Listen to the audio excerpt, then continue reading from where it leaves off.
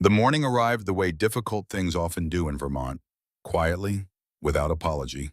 A low sky pressed itself flat over the town of Harlow, the kind of gray that doesn't threaten rain so much as it simply refuses to lift. The maple trees along the square had surrendered their last leaves weeks ago, and what remained of the season stood stripped and bare and honest in the cold. October in New England had always carried that particular quality, a stripped-down truthfulness that softer climates never managed. The world looked exactly like what it was. Nothing hidden, nothing dressed up, just the bare shape of things left standing after everything decorative had fallen away. Eleanor Marsh knew that feeling well. She sat on the second bench from the left in Harlow's town square, the same bench she had occupied most mornings for the past several months, her old canvas backpack wedged against her right leg like something she was afraid might be stolen. A paper cup of coffee rested in her left hand, long cold the rim, slightly bent, where she'd been pressing her thumb against it without realizing. She wasn't drinking it anymore. She was just holding it the way a person sometimes holds onto something simply because letting go of one more thing feels like more than they can manage.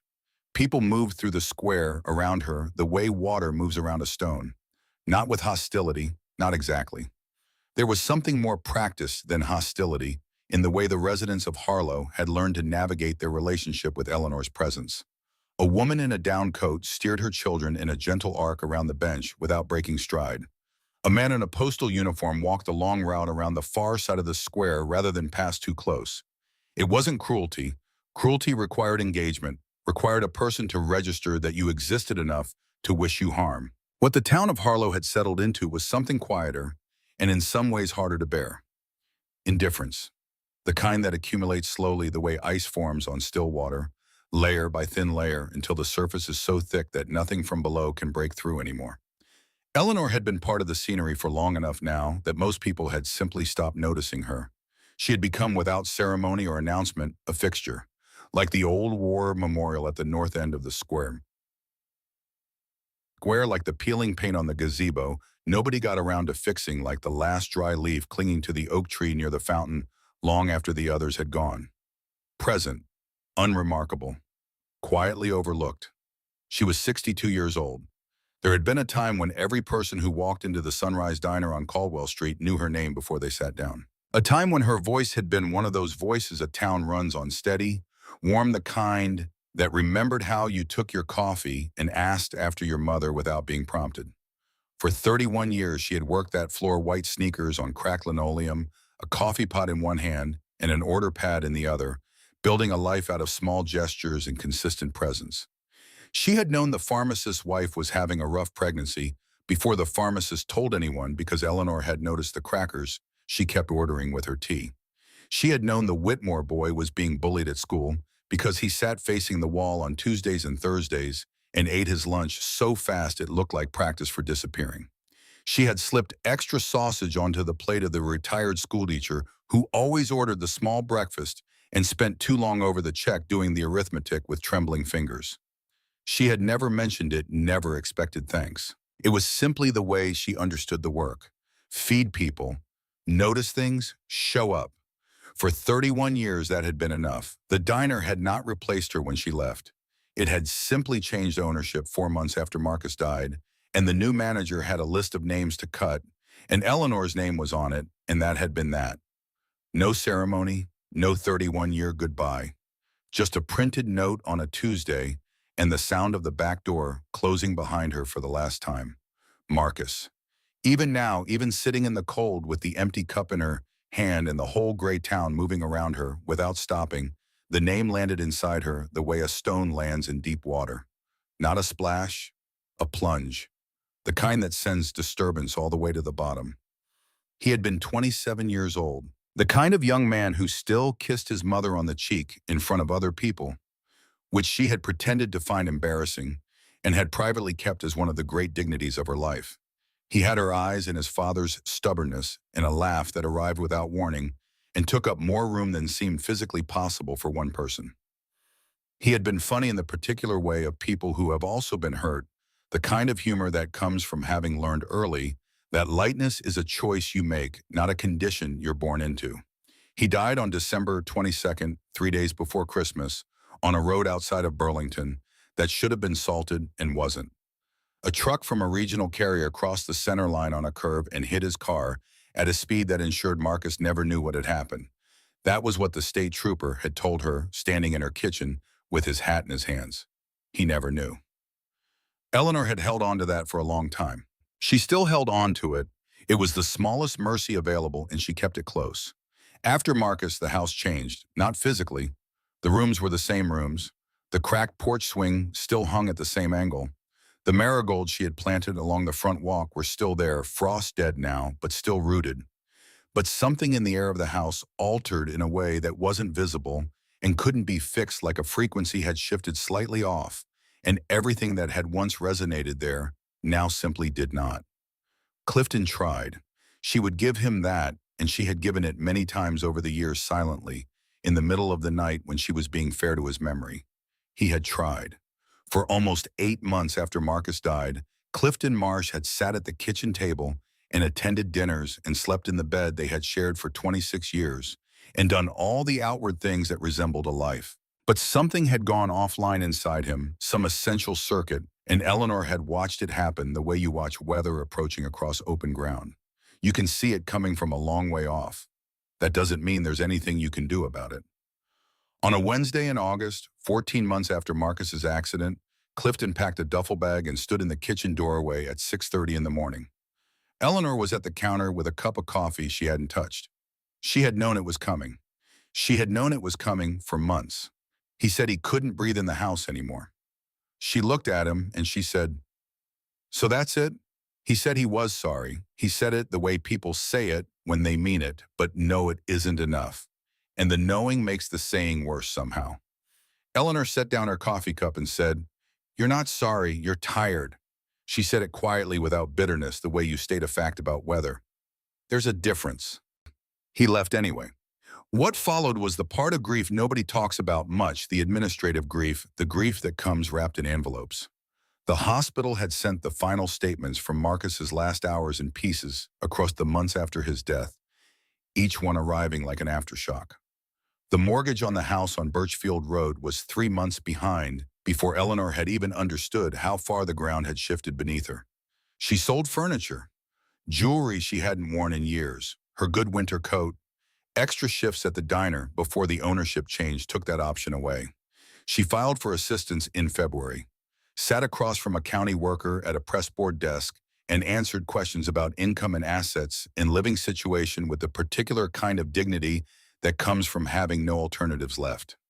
She had never asked for anything she hadn't earned. That had been her understanding of the arrangement. You show up, you work, you are decent to people. The arrangement holds. The arrangement did not hold. By the following spring, the bank had posted the notice. By June, the house on Birchfield Road belonged to someone else. By August, Eleanor Marsh was sleeping on a cot in the St. Luke's Hospitality Center on nights when there was room, and on the bench in Harlow Town Square on nights when there wasn't. A social worker named Nadine Foss had found her near the library one evening and sat beside her on the steps with the practiced gentleness of someone who had learned to approach broken things slowly. Nadine had offered the cot at St. Luke's and a meal and the promise of case coordination in the morning. Eleanor had said, and after the morning, Nadine had hesitated in the careful way of someone who understood the question completely and had no good answer for it. "We try again." Eleanor had looked at the library steps and said, "I've been trying again in places that weren't meant for me to stay in. That's the problem." Nadine had softened. "You need somewhere safe, Eleanor." Eleanor had said, "What I need is one place that doesn't disappear when I wake up." That was the thing no warmth at arm's length ever addressed. Not the hunger, not the cold, both of which were real and serious and not to be understated. But underneath those quieter and more corrosive was the temporary nature of every mercy offered. A cot for one night, a hot meal for one afternoon, a voucher, a referral, a hand on the shoulder attached to an arm, attached to a person who had to go home at 5 o'clock. Every kindness had an expiration date, and after enough of them, you stopped being able to receive them fully because some part of you was always already preparing for the moment they ran out. Eleanor had learned to hold the cold cup without feeling it. She had learned to look at the town moving around her without needing it to stop. She had learned the particular discipline of existing inside other people's indifference without taking it personally. Not because it wasn't personal, but because if you took it personally, you would have to feel all of it, and all of it was more than a person could hold standing up. So she sat, and the town moved, and the October sky stayed flat and gray and honest above Harlow, Vermont. She did not see the black sedan pull into the north end of the square until it had already parked. It was the kind of car that commanded a certain quiet attention without being ostentatious about it, dark and well-maintained, the kind of car that appeared at estate sales and probate offices and delivered news that required a person to be sitting down. A man got out of the driver's side. He was tall, past 65, with the upright carriage of someone who had spent decades being the most composed person in difficult rooms. Dark wool coat, polished shoes catching flat light, gray hair cropped close. He stood beside the car for a moment and looked around the square with the methodical patience of someone checking an address against a description. Then he walked directly toward her. Eleanor's first instinct was the instinct of someone who had lived outdoors long enough to develop a finely calibrated awareness of when other people's attention was directed her way.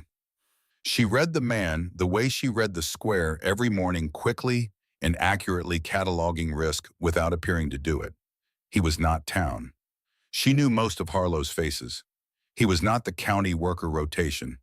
He did not have the soft, careful expression of someone approaching a person they expected to frighten. He had something else entirely. He had the face of a man who had made a decision and then arrived to carry it out. He stopped in front of her bench and said her name. Not the kind of name saying that was a question, the kind that was a statement. Mrs. Eleanor Marsh. Eleanor looked up at him. Depends on who's asking. Gerald Morse. He reached into his coat and produced a card which he offered to her without any of the awkwardness such gestures sometimes carried when directed at a person in her situation. I'm an attorney. I've been looking for you for some time. Eleanor took the card. She looked at it briefly and then looked at him. That sounds expensive. May I sit down? She moved her backpack a few inches. Bench isn't mine.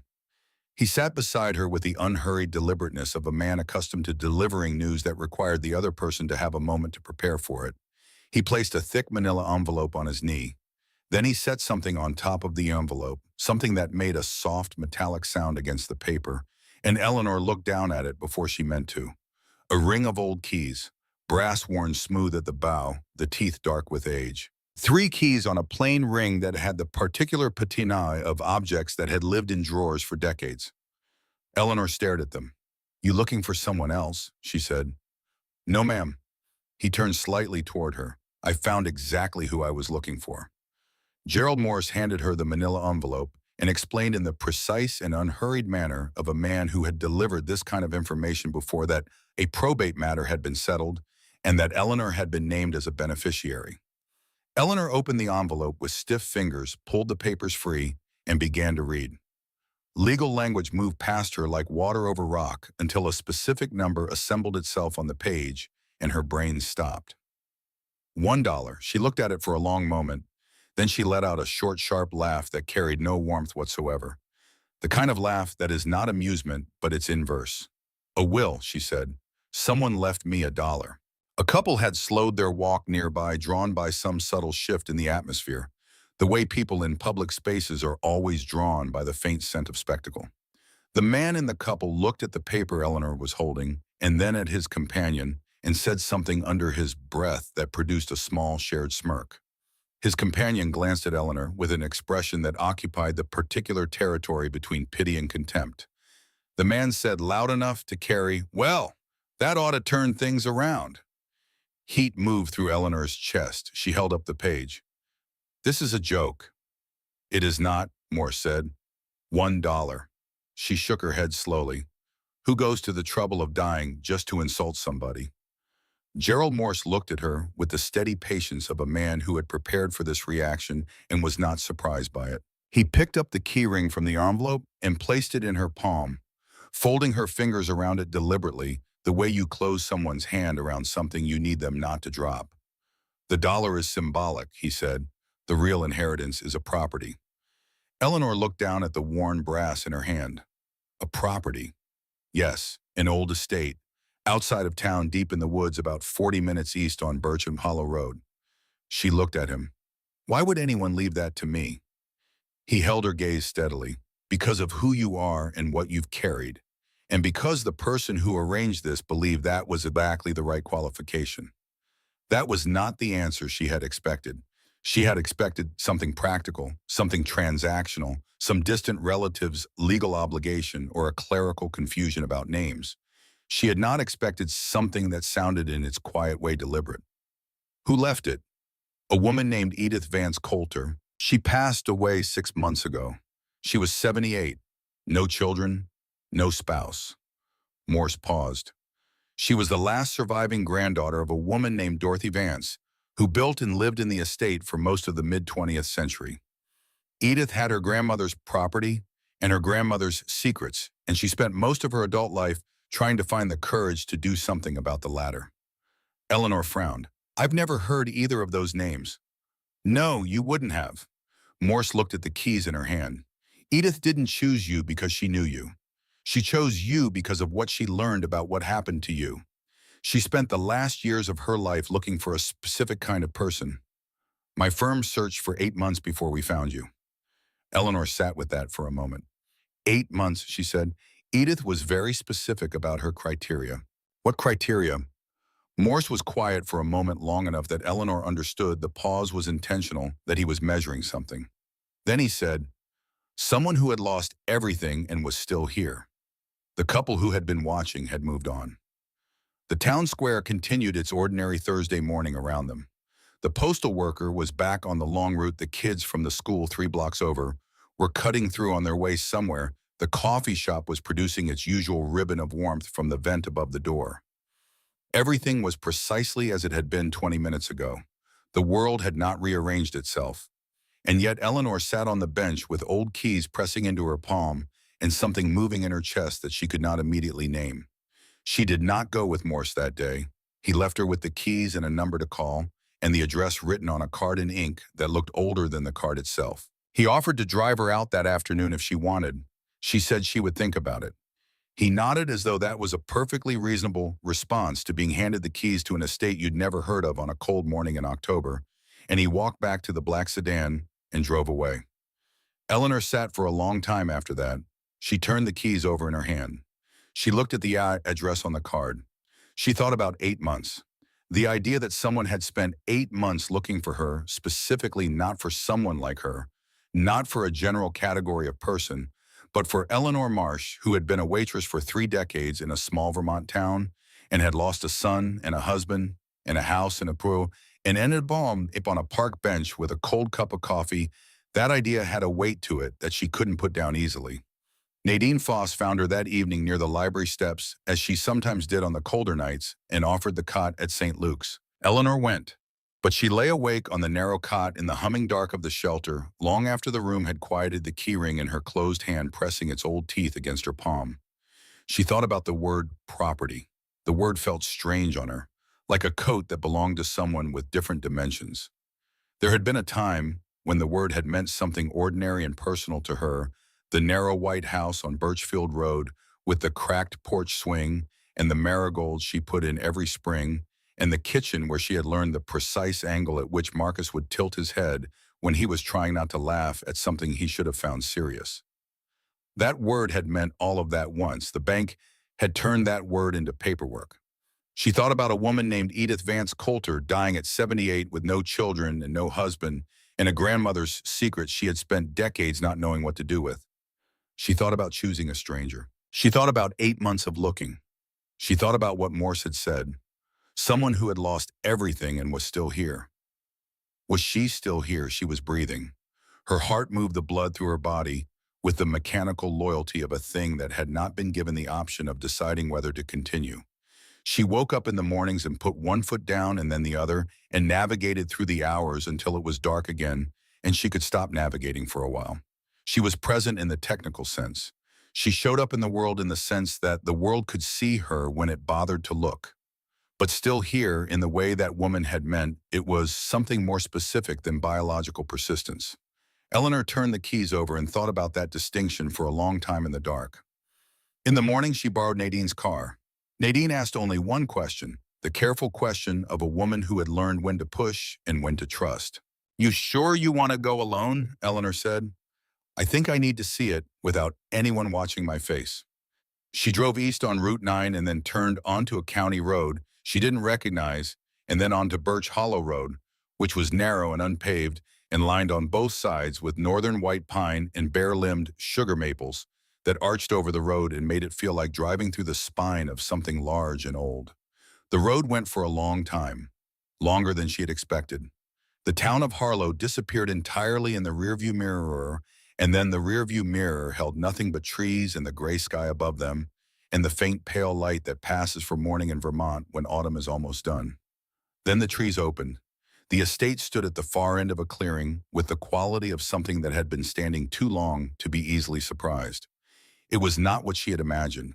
She hadn't known what she'd imagined until she saw that it was different. She had imagined she supposed something grand in the way she understood grandness, the kind of old New England property that appeared on the civic calendar covers, white clapboard and black shutters, and the polished confidence of old money maintained across generations. What she found instead was something older than that and less certain of itself. The main structure was a large timber frame buildings, wood gone gray and dark with decades of weather, a wraparound porch that sagged sharply on the eastern side, two upper windows cracked clean through a stone chimney, leaning at an angle that made a cautious person think about structural patience. Wild vines had claimed the porch posts.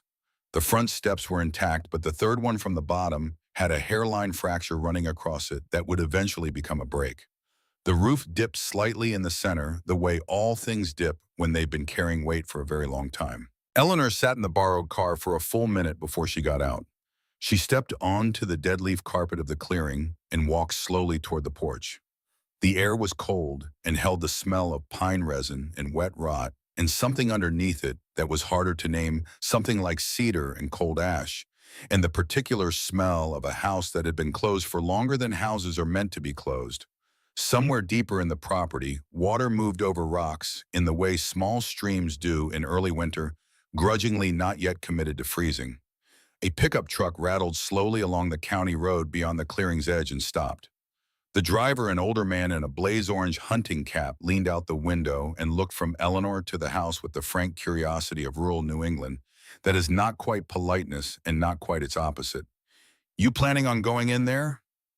Eleanor looked at him over her shoulder, thinking about it. The man in the truck made a low sound that was more assessment than disapproval. "That place should have been torn down 30 years ago. Probably should have been torn down 40 years ago. Nobody's touched it since Edith Coulter stopped coming out this way, and she stopped coming out years before she died. You knew her, knew of her. Quiet woman. Came out to the property now and then didn't talk to anybody. Never understood what she was looking for." He shrugged with the philosophical ease of a man who had seen a lot of things that didn't yield to understanding. "Guess some things don't know when to let go." He drove on.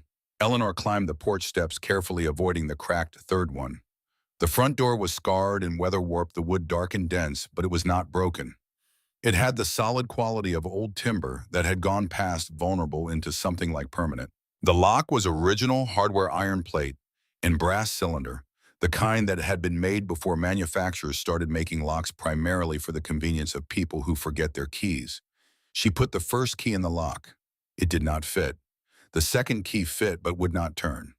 The third key slid in cleanly, and Eleanor turned it, and the mechanism engaged with a sound so sharp and certain in the cold air that she stood completely still for a moment, both hands on the key, as though startled by the directness of the house's response. Then she pushed the door open. The air inside was dense and stale in the way of rooms that have held themselves closed for a long time. But beneath the staleness was something else, cedar. Definitely. Cedar and cold ash from a fireplace that had not been lit in years, and something faint and sweet. She couldn't identify, some combination of old wood and dried flowers, and time itself, as though the house had been sealed with this particular moment still inside it. Light came through the dirty windows in pale flat stripes that illuminated the floating dust her entrance had disturbed. She stood in the threshold and let her eyes adjust. The front room was large. Furniture draped in white sheets that had gathered years of dust in their folds stood around the perimeter like figures waiting to be recognized. A rocking chair sat near the far wall, beside the fireplace uncovered, as though someone had used it last and simply forgotten to put the sheet back. The stone fireplace was cold and deep and blackened from decades of use that had ended abruptly. On the mantel, a small clock stood stopped. Framed photographs hung on the walls, their images faded by the slow damage of diffuse light across decades but not gone, faces still visible if she moved close enough. A side table near the front window held a teacup. Eleanor stood in the cold room and looked at the teacup for a long moment.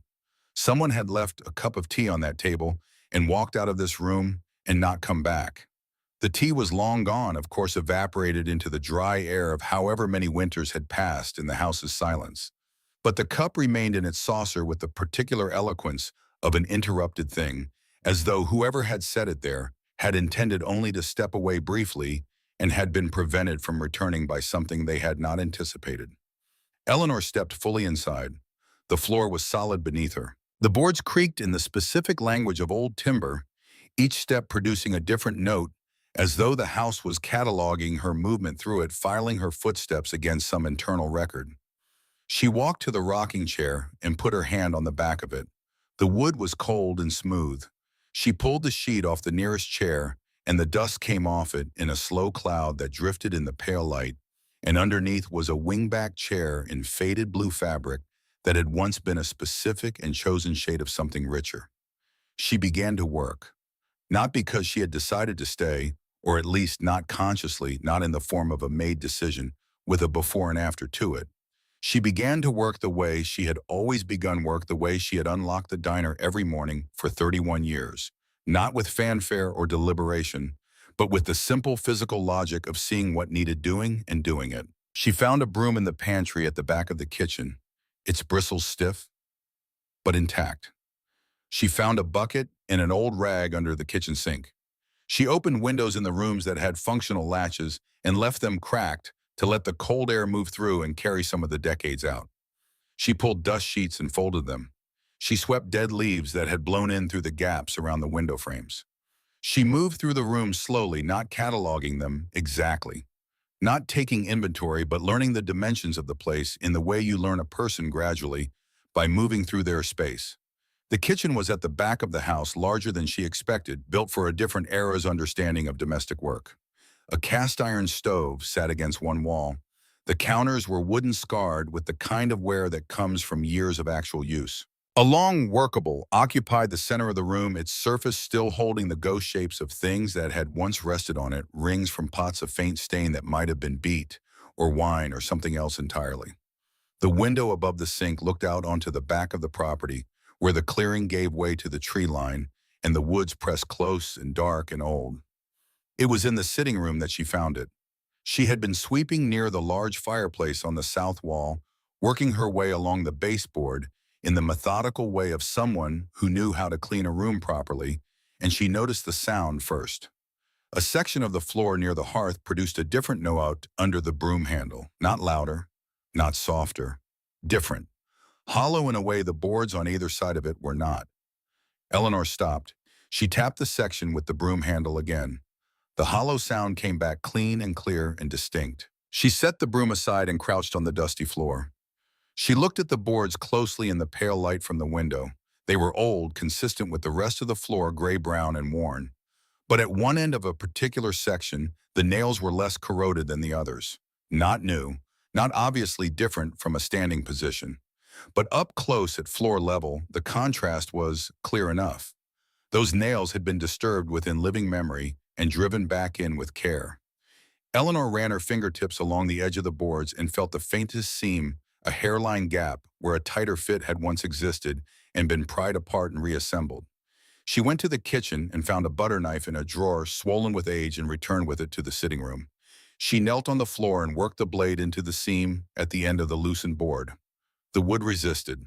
Old timber holds its secrets with a physical stubbornness that has to be negotiated rather than forced. She applied steady pressure, and the wood groaned low and dry, and then gave lifting with a creak that seemed too loud in the closed quiet of the house. Beneath the board was a narrow cavity, not deep, perhaps 8 inches, wide enough to accommodate what was sitting in it. A tin box, dull gray-green with age roughly the size of a shoebox, but shallower, its lid fitted tightly. No markings on the outside, no inscription, just a box sitting in its hollow in the dark under the floor of a house that had been waiting for someone to come. Eleanor looked at it for a full minute before she touched it. Then she lifted it out with both hands. It was lighter than she expected. She carried it to the wingback chair she'd uncovered earlier and sat down with it in her lap and held it there for a moment longer. She opened the lid. Inside were three things. A bundle of photographs tied with a strip of blue ribbon that had once been vivid and had faded to the particular soft color that old things achieve when the original intensity has mellowed, but not disappeared. She set this aside carefully. A silver locket on a thin chain gone nearly black with tarnish, its surface carrying the texture of age and the invisible residue of the hands that had last held it. She set this beside the photographs, and a letter folded twice the paper, cream-colored and brittle at the edges but intact, sealed with a fold rather than an envelope. Eleanor unfolded it carefully, aware of the brittleness at the creases. The handwriting was deliberate and clear, the cursive of a different era's education, each letter formed with the patience of a person who understood that what they were writing was meant to last. She read the first line. "If you are reading this, then you are the one who finally came." Eleanor stopped. She read the line again, the way you read something when your brain needs the second pass to believe what the first pass reported. She read it a third time. Below it, separated by a space that felt like a breath held and then released, was the next line. This house was never meant for the greedy. The cold air in the sitting room seemed to thicken slightly. Not a sound, not a movement, just a quality of attention in the stillness that had not been there a moment before, as though the house itself were listening to the sound of its own words being read. Eleanor kept reading. The letter was not long. It had the density of something written by a person who had learned to compress meaning, who understood that the person on the other end of it might not have much left in the way of patience for excess. It gave no name, no date, no clear explanation of how or why the letters had come to be here in the floor of this room in this house at the edge of these particular woods. But its intention was unmistakable. Whoever had written this had understood that the wrong kind of person would search this house and find nothing of use and leave.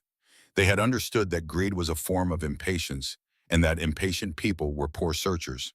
They had written for someone else entirely. Someone who would sweep the floors. Someone who would notice the hollow sound in the boards, not because they were hunting for treasure, but because they knew how floors were supposed to sound. The letter ended with a single line, set apart from the rest by a wider space above it, as though its writer had paused before putting it down. "If pain brought you here, do not leave yet." Eleanor lowered the letter into her lap. She sat in the cold room with the afternoon light thinning through the dirty windows, and the photographs beside her, and the tarnished locket, and the letter in her hands, and she did not move for a long time. Her whole life she had watched the world sort itself into the people whose grief was taken seriously, and the people whose grief was treated as a personal failure or evidence of inadequate resilience, as a condition to be managed rather than a truth to be acknowledged. She had known men who had lost businesses and been called unfortunate, and she had known women who had lost everything and been called a cautionary tale. She had watched the town of Harlow learn to navigate around her with the careful avoidance of people who didn't want her suffering to contaminate their field of vision. But whoever had written this letter had believed the opposite. They had believed that pain endured long enough became something other than weakness. They had believed that what the world called diminishment was sometimes closer to distillation, that the person left standing after everything unnecessary had been stripped away was not a smaller person, but in some ways a more essential one, harder to deceive, harder to buy, more capable of recognizing truth when she held it in her hands. Edith Vance Coulter had spent 8 months looking for Eleanor Marsh specifically. Eleanor looked around the cold, dust-heavy room at the chair no one had sat in for decades at. The clock stopped on the mantel, at the photographs still hanging crooked on the walls, with their faded faces at the teacup on the side table that was still waiting for its person to come back. She was not warm, she was not comfortable. The house was cold and old and would require a great deal of work before it was anything other than a cold old house. There was no reason by any practical accounting for her to stay. She pulled her coat tighter and stayed. The afternoon went and the evening came in through the dirty windows in shades of blue and gray, and Eleanor did not leave. She built no fire because she didn't yet trust the chimney. She ate the sandwich Nadine had packed in the bag she'd left in the car. She found the faded sofa beneath its dust sheet and dragged it closer to the cold fireplace and made her arrangement on it with the coat she had been wearing. She lay on the sofa in the dark house with the letter inside her coat against her chest. She listened to the house settle around her, each groan and creak of old timber adjusting to the cold, the way it sounded almost intentional, almost like a thing deciding whether to accept her. Outside the woods held the deep Vermont silence of mid-October after the tourists had gone, and before the skiers had arrived, the silence of a place that has returned to itself and is not performing anything for anyone. For the first time in longer than she could count clearly, Eleanor Marsh was sleeping indoors. Not well, not warmly. The coat was not enough and the sofa was not comfortable, and the house was cold enough that her breath made small, visible shapes in the air above her face. But she was inside four walls that were not a shelter cot and not a park bench, and not a borrowed corner of someone else's temporary arrangement. She was inside. And somewhere in the darkness above her, in the rooms she had not yet entered, in the journals and maps and documents and truths she had not yet found, a woman named Dorothy Vance was waiting to be heard. Eleanor closed her hand around the key ring on the cushion beside her. Gerald Morse arrived the next morning at 7:15, his sedan moving slowly up the dirt track through the trees as though testing the ground's willingness to hold him. Eleanor was already on the porch with the remains of the coffee she'd made on the old propane burner she'd found in the pantry, a single-ring camp stove that had been left behind with a half-full canister, and the practical logic of someone who had understood that whoever came next would need warmth before they needed anything else. Morse stepped out of the car and looked at her standing on the porch and then at the state of the front room, visible through the open door behind her, and something shifted in his expression. Not surprise exactly, recognition perhaps. The recognition of a man who had formed a specific expectation and found it exceeded. "You stayed," he said. Eleanor wrapped both hands around the coffee cup. The house didn't object. He came up the porch steps and stood beside her and looked at what she'd done with the front room. The dust sheets folded and stacked against the far wall. The furniture standing in its own proper shapes without years of accumulated gray on top of it. The windows cracked for air. The floor swept and the leaves gone. The rocking chair positioned near the hearth as though someone might actually wait and get it to end. "You did all this last night.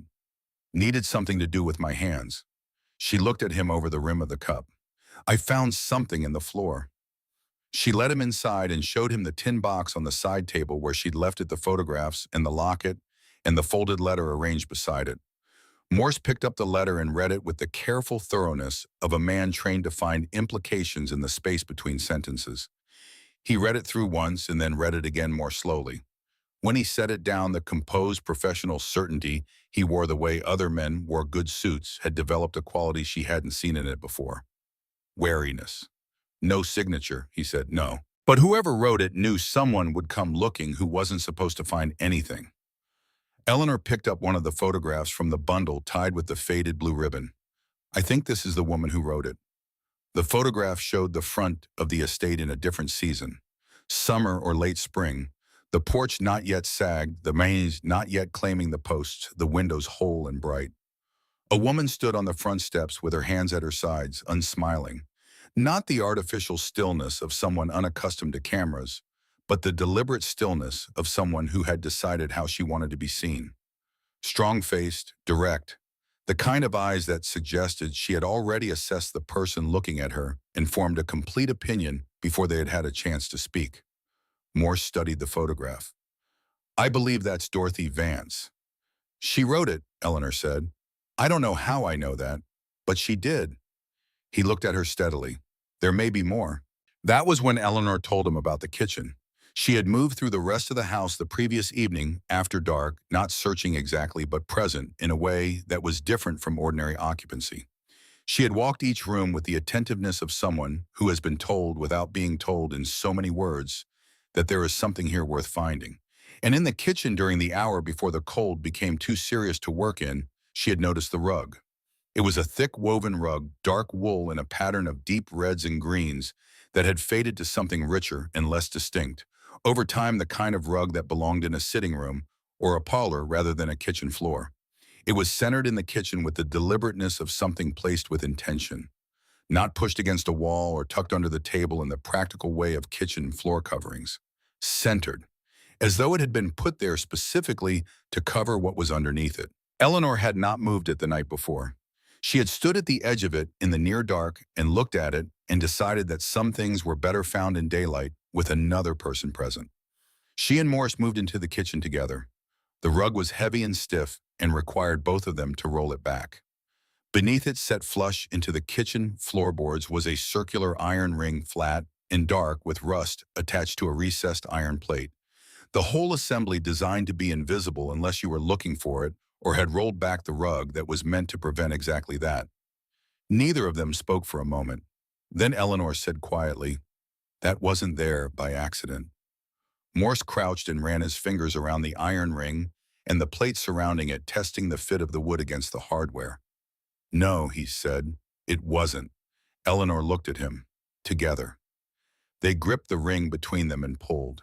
The door resisted with the comprehensive stubbornness of old wood swollen by decades of moisture and cold, the kind of resistance that is not mechanical failure, but simple accumulation, the weight of time pressing downward from above.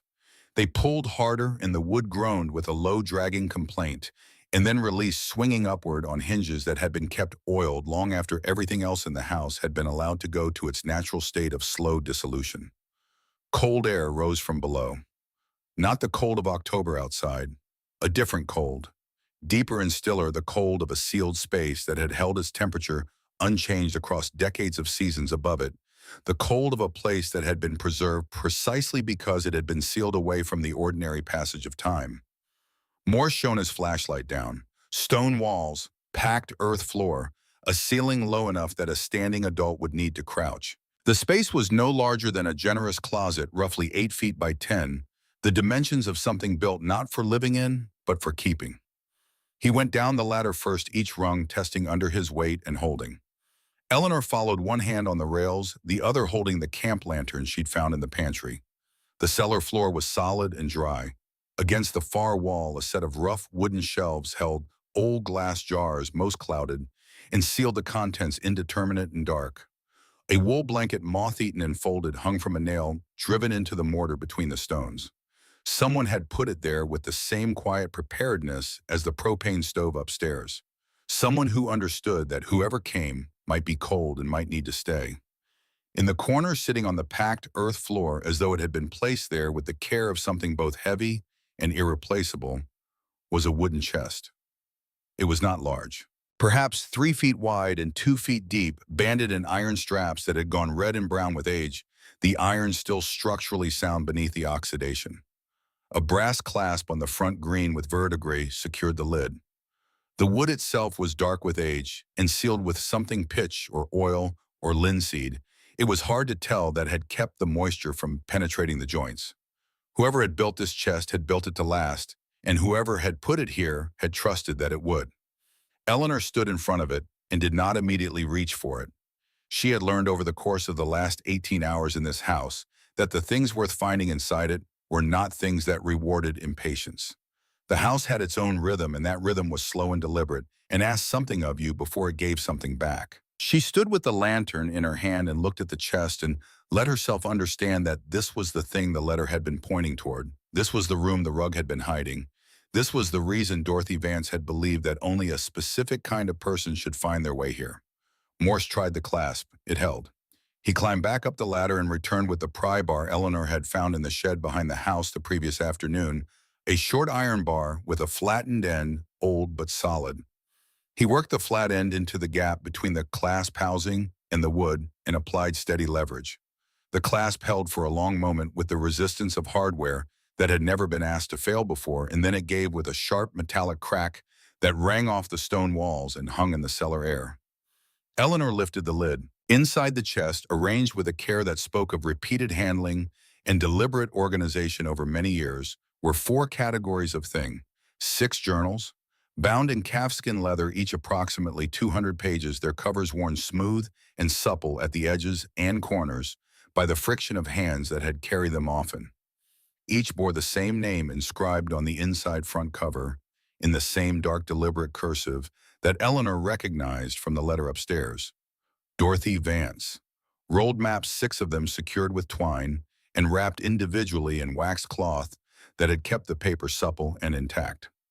They were the kind of large-format survey maps that predate digital record-keeping, hand-drawn on heavy stock, with notations in ink and pencil, the boundaries of land parcels marked in the precise, patient language of mid-century cartography. A packet of letters, perhaps 40 or 50 of them, sorted into groups and secured with elastic that had long since perished and been replaced at some point with kitchen twine. The paper was varied, some letters on good stationery, some on notebook paper, some on the backs of other documents. The handwriting on the envelopes was not consistent, which meant they came from multiple correspondents. And a thick bundle of documents wrapped in oilcloth secured with a leather strap, the kind of careful waterproofing applied to things whose value is specifically contingent on their physical legibility remaining intact across an indefinite period of time. Legal papers, the kind of thing a person wraps in oilcloth and puts in an iron-banded chest in a sealed cellar under their kitchen floor, when they have reason to believe that leaving them in a filing cabinet is not a sufficient guarantee of their survival. Morse reached for the oilcloth packet first. Eleanor reached for the top journal. They carried everything up through the hatch and spread it on the kitchen table. The gray morning light coming flat through the window above the sink and falling across decades of hidden things finally in open air. For a moment, they both stood on opposite sides of the table and looked at the full extent of what they'd found. The journals and the maps and the letters and the documents spread across that old scarred surface had the quality of an arrival rather than a discovery, as though they had been here all along, just below the floor, waiting for the room above them to be ready.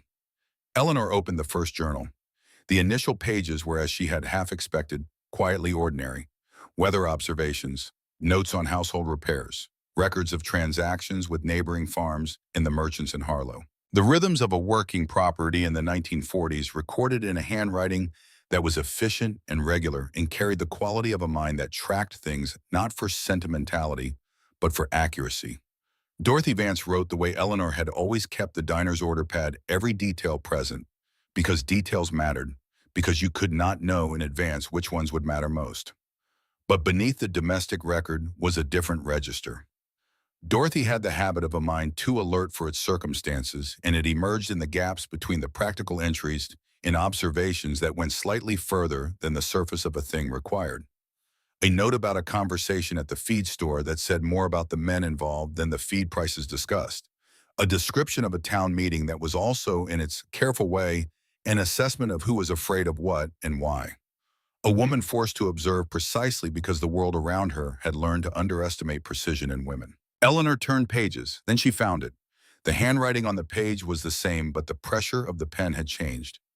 Deeper, more deliberate. They took the North Tract in daylight and called it lawful. They took it from men too poor to fight back and from widows too tired to be heard. They used the law the way a man uses a knife. He didn't forge himself borrowed and sharp and pointed at someone who never agreed to the terms. Eleanor looked up. Morse had unfolded one of the documents from the oilcloth packet and was standing very still with it in both hands. He looked up at the same moment. "Read that again," he said. She did.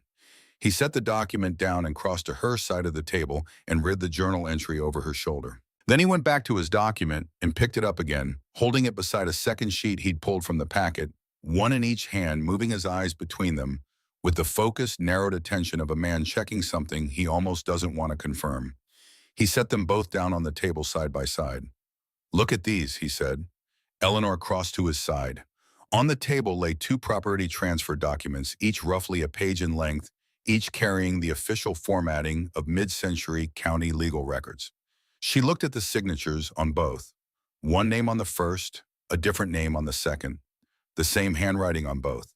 She had spent 31 years reading other people's handwriting on order slips and receipts and notes left under coffee cups.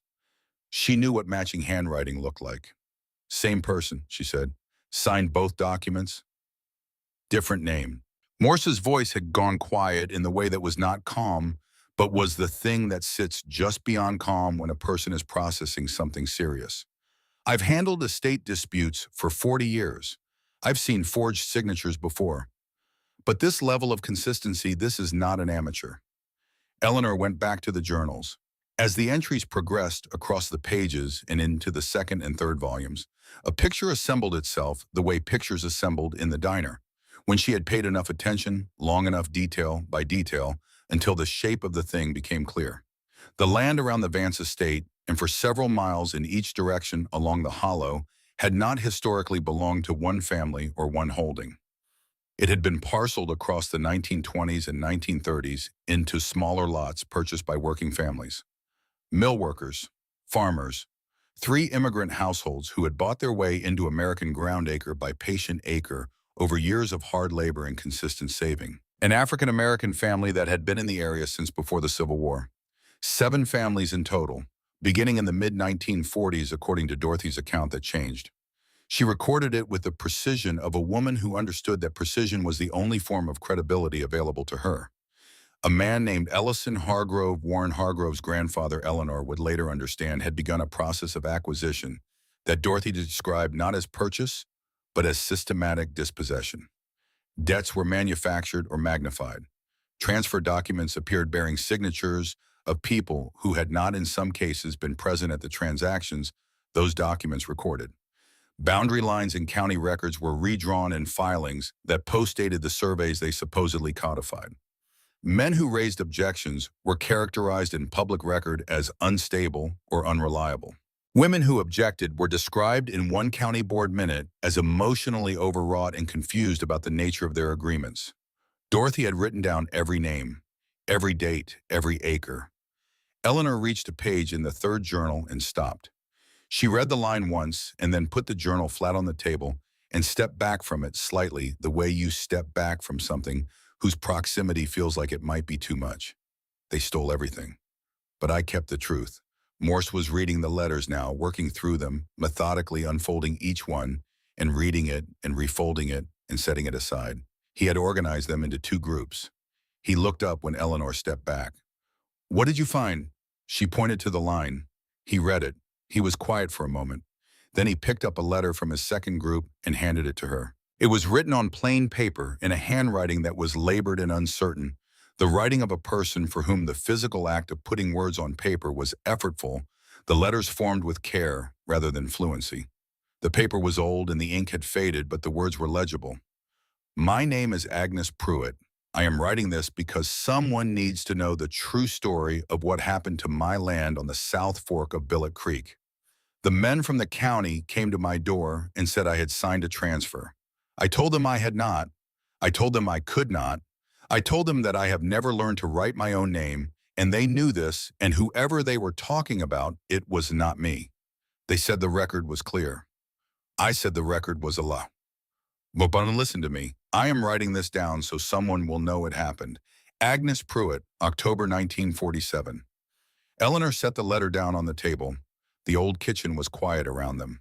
Outside the window, the Vermont woods held their late-season stillness, bare branches and cold sky, and the patient indifference of geography to the things people do to each other within it.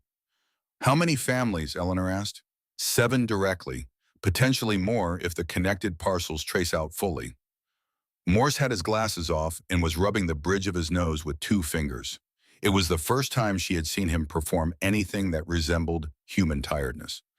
"Eleanor, if these documents are authentic, and I'm becoming increasingly certain that significant portions of them are, this is not one bad transaction. This is a coordinated pattern of fraudulent land transfer." "Hargrove," she said. "Ellison Hargrove started it, but looking at the timeline across these documents, it continued. The family's land holdings in this county didn't achieve their current scale in the 1940s. They were built across 2 more generations of accumulation, which means either the pattern continued or the original fraud was used as a foundation for legitimate expansion afterward." He picked up the forged transfer documents. "Either way, current members of the Hargrove family are holding property with a fraudulent chain of title." Eleanor looked at the journals stacked on the table. Dorothy knew they'd come after her if she went public. Almost certainly, the letter suggests she tried to engage an attorney in 1949. The attorney's response is in that stack. He pointed. It's polite and brief and says nothing that commits him to anything. "She was a woman alone on a rural property," Eleanor said, "in 1949. "Yes." Nobody was going to listen. No. So she kept it. Morse looked at the chest sitting open on the floor where they'd left it, the oilcloth and the twine, and the careful preservation of evidence meant to last long past its keeper. She spent the rest of her life keeping it, and then she passed the keeping to Edith. And Edith spent her life not knowing what to do with it, and used the last of her time finding someone she believed could. Eleanor stood at the kitchen window and looked out at the back of the property where the clearing narrowed to a path leading into the trees. The woods were dense and dark, even in the pale morning, the kind of woods that have been growing without interruption long enough to develop a quality of depth that newer growth never quite achieves. Dorothy Vance had looked out this window. Edith Vance Coulter had looked out this window. And whatever they had seen when they looked at those trees, whatever combination of fear and determination and the particular loneliness of being right, when the world around you has decided to be wrong, some residue of it remained in the cold air of the old kitchen. Eleanor turned from the window. "We need to take this to someone," she said. Morse nodded slowly. "I'll start with the county record office. Cross-reference the original surveys with the current filed boundaries. If Dorothy's maps show what I think they show, the discrepancies will be documentable independently of these journals. How long will that take? A few days, possibly a week." He began collecting the documents, carefully organizing them by category. "In the meantime, say nothing to anyone. Small towns have long memories and short distances between people." He left before noon, taking the oilcloth packet of legal documents and 2 of the journals, leaving Eleanor with the rest, the maps, the letters, and the remaining journals still to be read. She spent the afternoon with them, moving through Dorothy's account of the late 1940s and into the 1950s, watching the handwriting change subtly across the volumes as the years accumulated. The early journals had a quality of hot anger in them, the controlled anger of a person who has witnessed injustice and not yet accepted the full weight of being unable to stop it. The later journals were quieter, not resigned. Dorothy was never resigned, but tempered the way metal is tempered, hardened by the specific process of repeated heating and cooling of hope raised and then denied, until what remained was no longer hot, but was harder than it had been before. One late entry dated sometime in the early 1960s stopped Eleanor completely. "If I fail to stop them, I will not let them own the story as well. They can take the land. They cannot have the truth. The truth goes into the ground with me, and it waits, and the ground gives back what is put into it when the right season comes." Eleanor closed the journal and sat for a long time in the cold kitchen. There was a quality in those words that felt less like historical record and more like direct address, as though the decade between the writing and the reading had collapsed, and Dorothy Vance was simply in the room, sitting at the other end of the old work table, speaking with the patient urgency of someone who has been waiting a very long time to be understood. The right season. Eleanor opened the locket. She had not yet done this. She had carried it in her coat pocket since the morning Morse left her, fingers returning to it periodically the way fingers return to an unresolved thing, and each time she had felt the seam of the clasp and folded it back into her palm without opening it. She wasn't sure why. Some residual sense that it held something she needed to be ready for. She was sitting at the kitchen table in the late afternoon when she finally pried the clasp open with her thumbnail. Inside was a photograph, small and oval, the sepia warmth of mid-century portraiture, a woman's face in 3/4 profile. Not the same woman from the photographs in the tin box. This woman was younger, perhaps in her 30s, with high cheekbones and a serious mouth, and eyes that held something Eleanor recognized without being able to immediately name. She turned the locket over. On the back, in letters fine enough to have been engraved with a tool narrow as a pin, were 5 words. "For the one who stays." Eleanor read it twice. She set the locket on the table and looked at it from a slight distance, the way you look at something you need perspective on. The woman in the photograph was not Dorothy Vance and was not Edith Vance Coulter.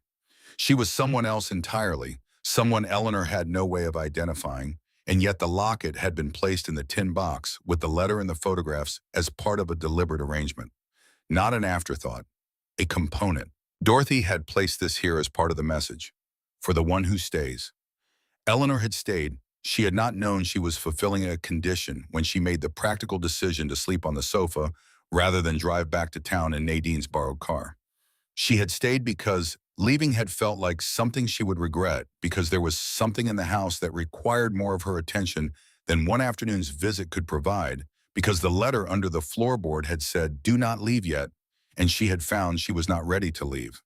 But the locket suggested the staying had been anticipated. The locket suggested that the staying was the point. She was still sitting at the table with the locket in her hand when she heard the car.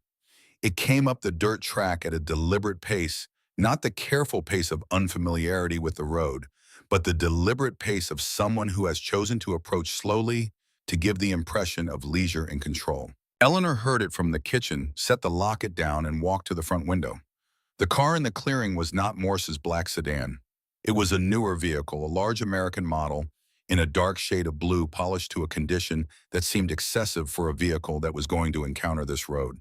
The man who got out of it was in his mid-60s, broad across the shoulders in the way of men who were once physically powerful and have moved into the kind of authority that does not require physical power anymore. He was wearing a coat that cost more than Eleanor had earned in a month at the diner. His shoes were polished, which in the context of the packed dirt clearing struck Eleanor as a form of statement. He stood beside the car and looked at the estate with an expression that was carefully neutral, in the practiced way of people who have learned that expressions are a form of currency and you don't spend them carelessly. Then he looked at the window where Eleanor was standing. She went to the door. He was walking toward the porch before she reached it, carrying the easy forward momentum of a man accustomed to being the person who initiates.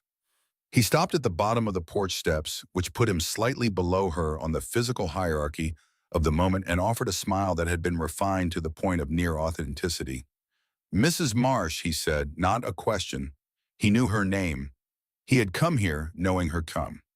"You have me at a disadvantage," Eleanor said. "Warren Hargrove." He said it the way people say names that have been local currency for generations, not as introduction, but as context. "I hope I'm not catching you at a bad time." "You are resigned," Eleanor said. "What can I do for you?" He shifted his weight slightly, a gesture that was not discomfort, but a performance of ease. "I heard about the Vance property passing to a new owner. I wanted to come by personally and welcome you." He paused. "And I wanted to have a frank conversation if you're open to it." "About?" He looked at the house with the expression of a man appraising something he has already decided to acquire. "About the state of the property. The difficulty of maintaining something like this, isolated out here, the structural challenges." He looked back at her. "The burden of it." "I haven't found it particularly burdensome," Eleanor said. His smile adjusted slightly, recalibrating. "I have a long history with this property. My family has had an interest in this land for many years." He reached into the interior pocket of the expensive coat and produced an envelope. "I'd like to make it easy for you, Mrs. Marsh. Take this property off your hands and allow you to move into something more appropriate to your current situation." He held out the envelope. Eleanor looked at it. "Open it," he said. She took the envelope and opened it. Inside was a single sheet of paper with a number on it. $75,000. She looked at the number for a long moment. A week ago, a month ago, a year ago. $75,000 would have had a specific gravity to it, the gravity of solutions of heat and food and medical care, and saw a door with a lock that was hers.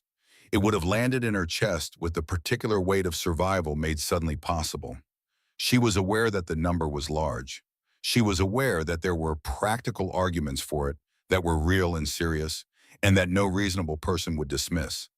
But Warren Hargrove had arrived at this property within days of her taking possession of it, which meant someone had told him, and whoever had told him quickly, which meant he had been watching for exactly this event.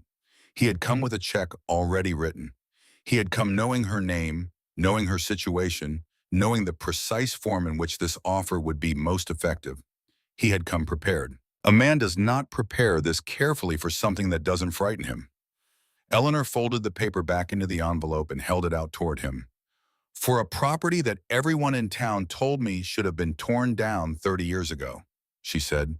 "That's generous." He did not take the envelope back. "Sentimental value.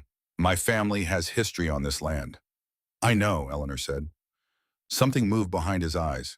Quick control gone before it fully formed. "I'm sorry." "I said I know. Your family has history on this land." She set the envelope on the porch railing between them. "I've been reading about it." The air in the clearing shifted in a way that had nothing to do with the wind. Hargrove's face maintained its expression of composed courtesy, but it required visible effort now. The effort of a man maintaining a posture against a current he hadn't expected. "I'm not sure what you think you've been reading," he said. "I think I've been reading the truth," Eleanor said. "I think you're standing here because you already knew this property held something your family has spent a long time hoping would stay buried. And I think $75,000 is what that something is worth to you in terms of not having to find out whether it's still intact." Hargrove was quiet for a moment.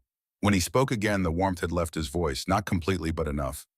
"Mrs. Marsh, I mean what I'm about to say with respect. You've had a difficult period, I understand that. And I understand that an offer like this one looks like a solution. It is a solution, a real one." He put his hands in his coat pockets. "There are things in this town that are older than you understand. Arrangements that have existed for a very long time.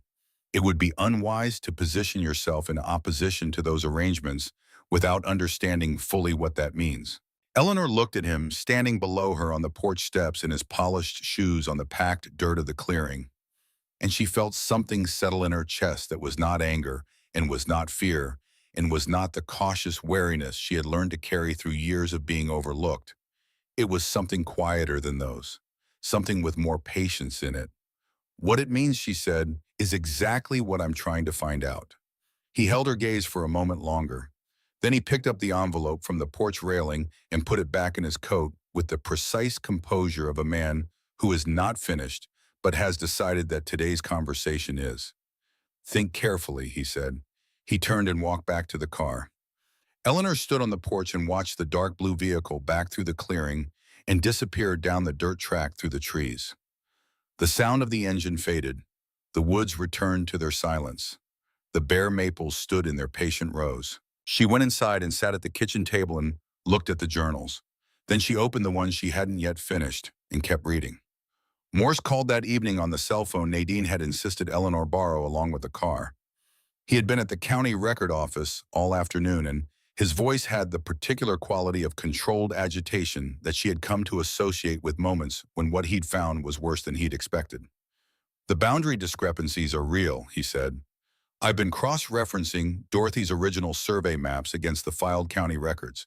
The alterations are not small. We're talking about significant redrawn parcel lines in at least 4 separate filings between 1944 and 1951. And the filing dates are internally inconsistent. Documents filed as original records bear dates that post-date the surveys they supposedly reflect." Eleanor was quiet for a moment. "Can you prove it?" "I can show it. The proof will require expert testimony about the cartography and the signatures. But as a prima facie record of irregularity, yes, this is documentable." A pause. "There's something else." She waited. "I asked the clerk to pull the demolition permit records for the Vance property. Over the last 11 years, there have been 3 applications for mandatory demolition of the structure on the grounds of structural hazard and public safety risk." 3 applications, Eleanor said. All 3 were filed by a firm called Meridian Property Services. I looked them up. They're a property management subsidiary. The parent company is Hargrove Holdings. The house was quiet around her. The lantern on the table made a warm circle that didn't reach the corners of the kitchen. Outside, the wind had picked up and was moving through the upper branches of the pines in the long, low sound that Vermont makes in the late evenings of October, a sound that is either comfort or loneliness, depending entirely on whether you are inside or out. They weren't trying to buy it, Eleanor said. They were trying to erase it. 3 times in 11 years, someone stopped them on procedural grounds. The 3rd application was denied 8 months ago. 2 months later, Edith Vance Coulter finalized her will. Morse's voice was careful. I don't think the timing is coincidental. Eleanor thought about Edith at 78, living out her last years, knowing that the clock on the property was running, knowing that eventually the procedural grounds would run out, knowing she had to find someone before the house came down. 8 months of searching, the specific urgency of a person who understands what happens if they run out of time. She found me just in time, Eleanor said. Barely? Morse agreed. After she hung up, Eleanor sat at the kitchen table for a long time. She thought about the 3 demolition applications. She thought about Ellison Hargrove in the 1940s with his forged signatures and his appropriated acres, and about the generations between him and Warren, and about the polished shoes on the porch steps that afternoon, and the way the warmth had left the man's voice when she'd made clear she wasn't afraid of what she knew. She thought about Agnes Pruitt writing on plain paper in labored handwriting because someone needed to know the true story of what happened. She thought about Dorothy Vance looking out the kitchen window at the backwoods and writing her truth into 6 calfskin journals and sealing them in an iron-banded chest in the cellar and trusting the ground to keep them. She thought about Edith spending the years she had left looking for someone. She was still sitting there when the sound came from the porch, a soft, specific sound, the sound of paper being slid under a door that didn't quite meet its threshold. Eleanor sat very still for a moment. Then she got up and went to the front door and opened it. The porch was empty. The clearing was dark, the tree line invisible against the night sky. She stepped out and looked in both directions along the dirt track and heard nothing, saw nothing, the darkness complete and the silence unbroken by any sound of footsteps or an engine. She looked down. On the threshold, just inside the door's edge, was a folded piece of paper. She picked it up. Walk away. 2 words, no signature. The handwriting was plain and nondescript. The handwriting of someone who understood that nondescript handwriting is its own form of concealment.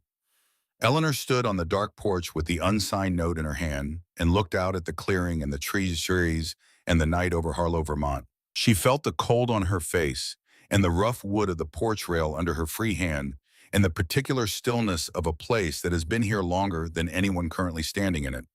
She folded the note and put it in her coat pocket. She went inside and added it to the pile of documents on the kitchen table, between the letter from Agnes Pruitt and the entry in Dorothy's 3rd journal, where the handwriting's pressure had deepened. Then she sat down and opened the journal to the page she'd marked and kept reading. Not because she was unafraid. The fear was real and appropriate, and she did not pretend otherwise to herself. But she had spent years learning the difference between fear that instructs and fear that controls, and she had learned that the version worth respecting was the first kind, and the version worth refusing was the second. The unsigned note on her threshold was the second kind. It was the note of a person who wanted her afraid enough to stop. The fact that they had written it and delivered it in the dark meant they had already concluded that the daylight approach had not been sufficient. Warren Hargrove had not gotten what he needed from the conversation on the porch, so someone had come in the dark. Eleanor kept reading. The journals moved into the late 1960s, Dorothy's voice growing sparser and more essentials, decades of sustained vigilance, visible in the compressed quality of the entries, the way each word now carried the weight of all the words that had come before it. Near the end of the final volume, an entry dated with only a month and season, rather than a specific date. I have done what I could. I have kept what I could keep.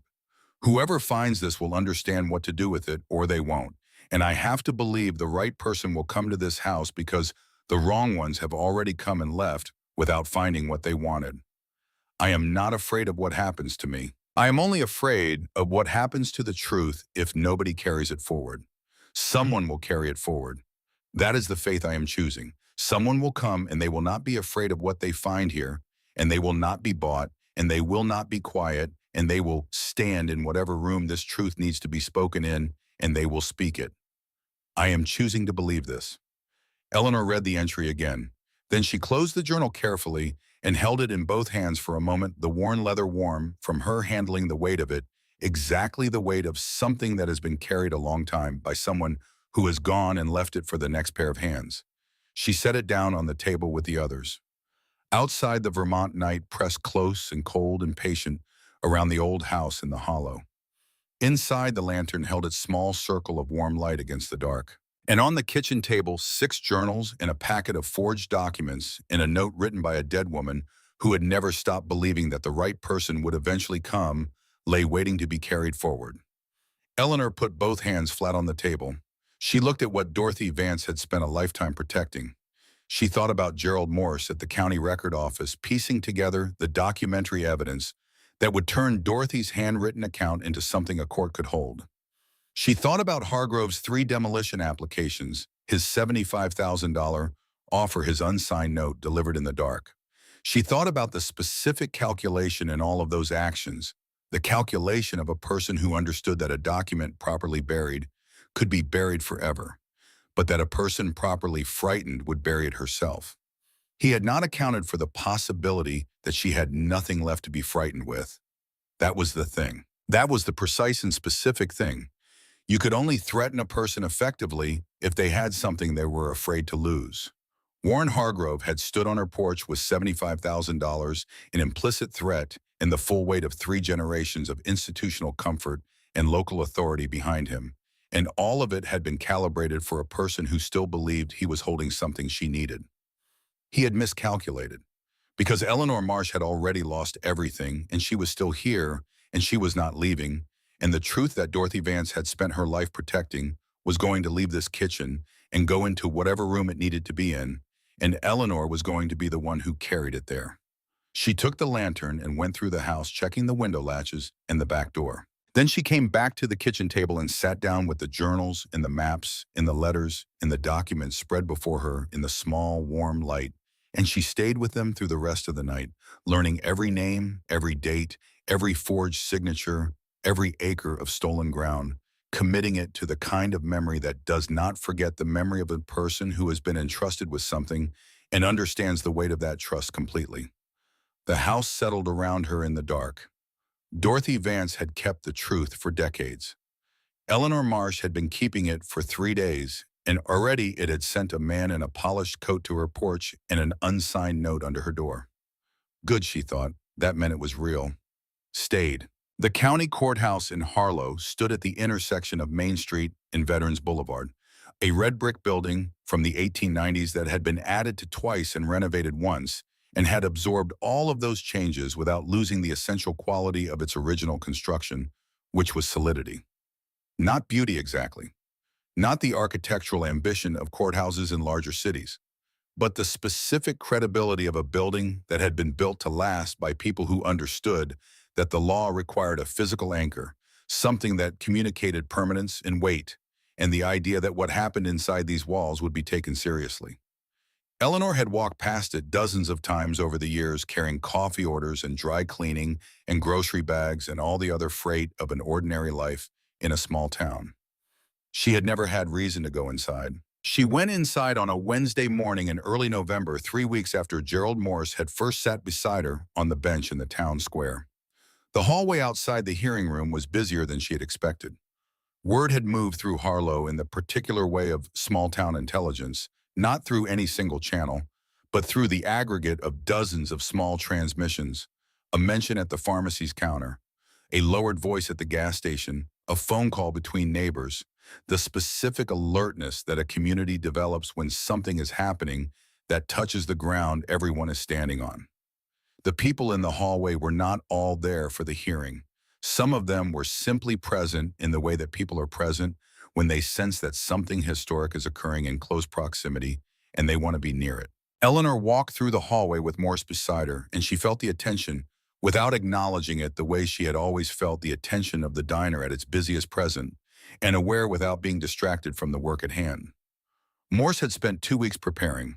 The county records had produced what he needed: discrepancies between Dorothy's original surveys and the filed county boundaries that were documentable and significant. An independent cartographer in Burlington had reviewed Dorothy's maps against the current county GIS data and produced a written assessment that used careful professional language to describe what was in plain terms systematic alteration. 2 of the forged transfer signatures had been evaluated by a document examiner who had 30 years of forensic experience and whose report used the word inconsistent in the specific way that forensic experts use it when they mean fraudulent but are being precise about what they can demonstrate. The evidence was substantial, but it was Eleanor who was going to present it. This had been her decision, arrived at not dramatically, but through the quiet logic of understanding what the hearing actually was. It was not a trial yet. It was an evidentiary hearing to determine whether the Collins material was credible enough to reopen claims against current property holdings. The standard was not beyond reasonable doubt, but sufficient credibility to warrant further inquiry. And Eleanor had concluded, after 3 weeks of sleeping in the house where Dorothy Vance had kept her truth, and reading every word Dorothy had written across 6 journals and 40 years of patient documentation, that the person best suited to carry those words into a room was the person who had spent 3 weeks living inside them. Morse had not argued with her.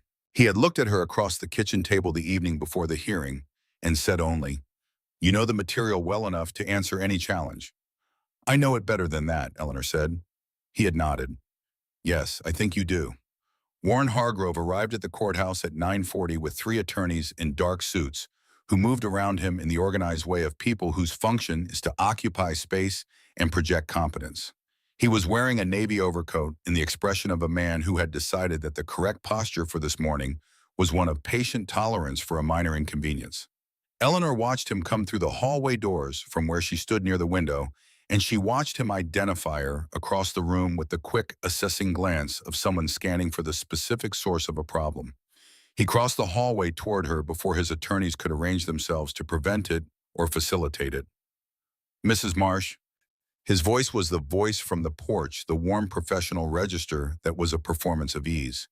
"There is still time to resolve this without the hearing." Eleanor looked at him. "Good morning, Mr. Hargrove. I'm asking you to consider carefully what you're doing here." He spoke quietly, pitched below the ambient noise of the hallway, the voice of a man who understood that the content of what he was saying was not for general circulation. "You are positioning yourself in opposition to people who have been part of this community for generations. Whatever you think those documents say, the interpretation of old records is a complicated business. This could go in a number of directions."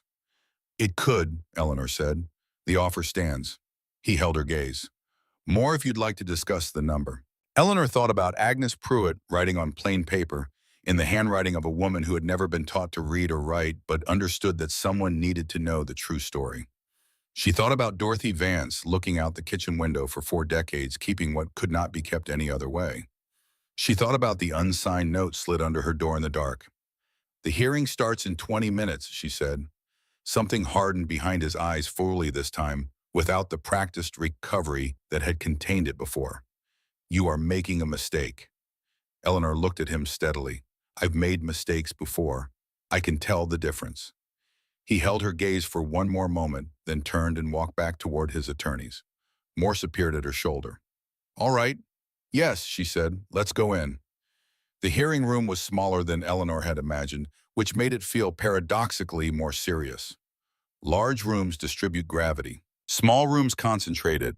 The judge was a woman in her 50s named Patricia Owens, who had the contained, precise manner of someone who had spent years developing the skill of listening to partial truths and identifying what was missing. She had read the preliminary filings. She asked questions before the formal presentation, began practical questions about provenance and chain of custody and the methodology of the document examination, and she asked them with the directness of someone who was not performing authority, but exercising it. Eleanor sat at the petitioner's table with the journals and the maps and the document examiner's report and the cartographer's assessment arranged before her in the order she had organized them the previous evening at the kitchen table, each item in its sequence, the sequence building toward the thing it was meant to demonstrate. She began with Dorothy Vance, not with the documents, with the woman. She understood from 31 years of serving people in a room and learning how attention works that the facts would land differently if the person who produced them first existed as a human being in the listener's understanding. Dorothy Vance had been born in 1908 and had lived on the Harlow property her entire life and had kept a record of what happened to her neighbors and to the land around her property because she understood that the record would be the only form of accountability available to people whose testimony the world around them had already decided to dismiss. Eleanor read from the first journal, not extensively, not at the length she had read it herself across those evenings in the cold kitchen. Selectively. The passages that established Dorothy's credibility as an observer. The passages that established her method. The entry where she had first noted the names and dates and acreages that would become the foundation of everything else. Then she presented the maps. The cartographer's report did most of the technical work, but Eleanor walked through the comparison between Dorothy's original surveys and the current county filings, with a clarity that came from having lived with those maps long enough to understand them, not as abstractions, but as the actual shapes of the actual ground. 4 parcel lines moved, boundaries redrawn after the surveys that were supposed to precede them, filed documentation postdating the dates it recorded. Hargrove's lead attorney objected twice. Judge Owen sustained one objection and overruled the other with the same even composure and moved the proceeding forward without drama. Then Eleanor presented the transfer documents.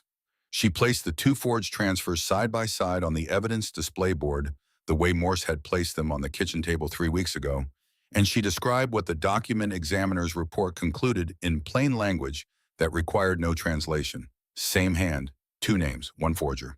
A pattern repeated across at least 4 transactions between 1944 and 1951. She read the sworn statement of Agnes Pruitt. She read the full text slowly, the labored handwriting translated into Eleanor's steady voice in the hearing room.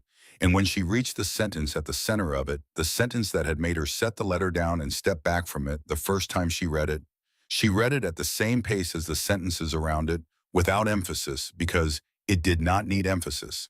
It carried its own weight. They told me I signed. I told them I cannot write my own name.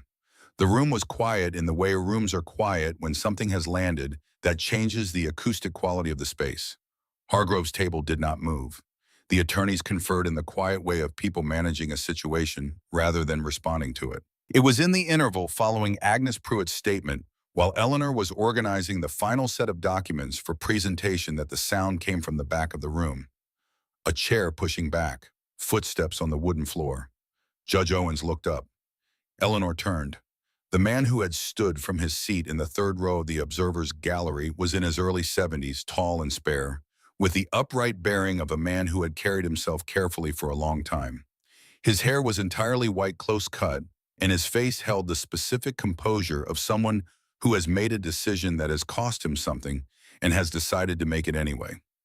He was holding a Bible in both hands, a large old King James edition with a worn black cover and gilt page edges that had dulled to a pale gold. He held it the way you hold something that is also a record.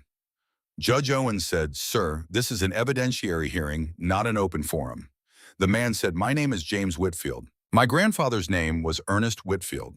He owned 14 acres on the North Fork of Billet Creek in this county from 1931 until 1947, when a transfer document was filed with the county recorder's office that bore his signature." He paused. "My grandfather died in April of 1947. The transfer document was filed in September of 1947. The room was completely still. "My family has known about this for 60 years, Whitfield said. "We didn't say anything because we understood what saying something was and what it was likely to produce." He looked at Eleanor, and the look was not gratitude exactly, not yet, but something adjacent to it, the look of a man who has been watching a door for a very long time and has just seen someone open it. "I'm saying something now." He held out the Bible to the bailiff. "There are documents inside this. Original documents. My grandmother kept them. She told my mother told me. I have been carrying them for 30 years, waiting to understand what to do with them. The documents were originals.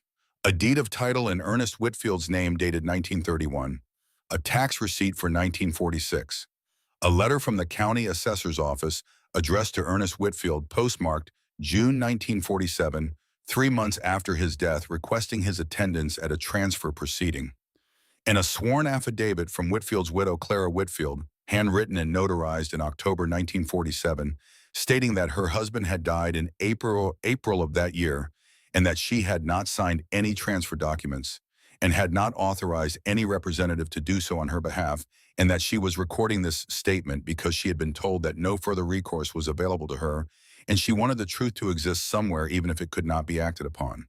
Hargrove's lead attorney was on his feet. The objection was procedurally sound, and Judge Owens acknowledged it. She called a brief recess to assess the admissibility of the new material. Eleanor sat at the petitioner's table and looked at the documents she had brought from Dorothy's chest and felt the specific weight of the moment. Not triumph, it was too early and too serious for triumph, but something structural. The feeling of a thing that has been built on insufficient foundation for a very long time finally encountering the ground it should have rested on all along. Morse leaned close to her. "She's going to allow it. The provenance is clean, and it corroborates existing material." "I know," Eleanor said. She looked back at James Whitfield, who had returned to his seat in the gallery and was sitting with the empty Bible in his hands, the documents now with the bailiff.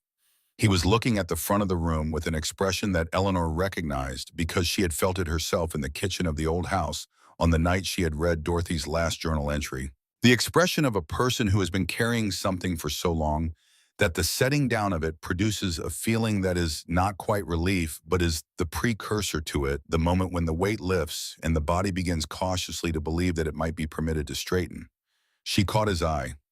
He gave her a single slow nod, the nod of a person acknowledging a shared understanding across a distance that has been too long. She nodded back. Judge Owens returned from recess and admitted the Whitfield documents into the evidentiary record. The hearing concluded 2 hours later. The judge did not rule from the bench. She gathered the full record and informed both parties that she would issue her decision in writing within 10 days. Hargrove's attorneys spoke quietly together as the room cleared.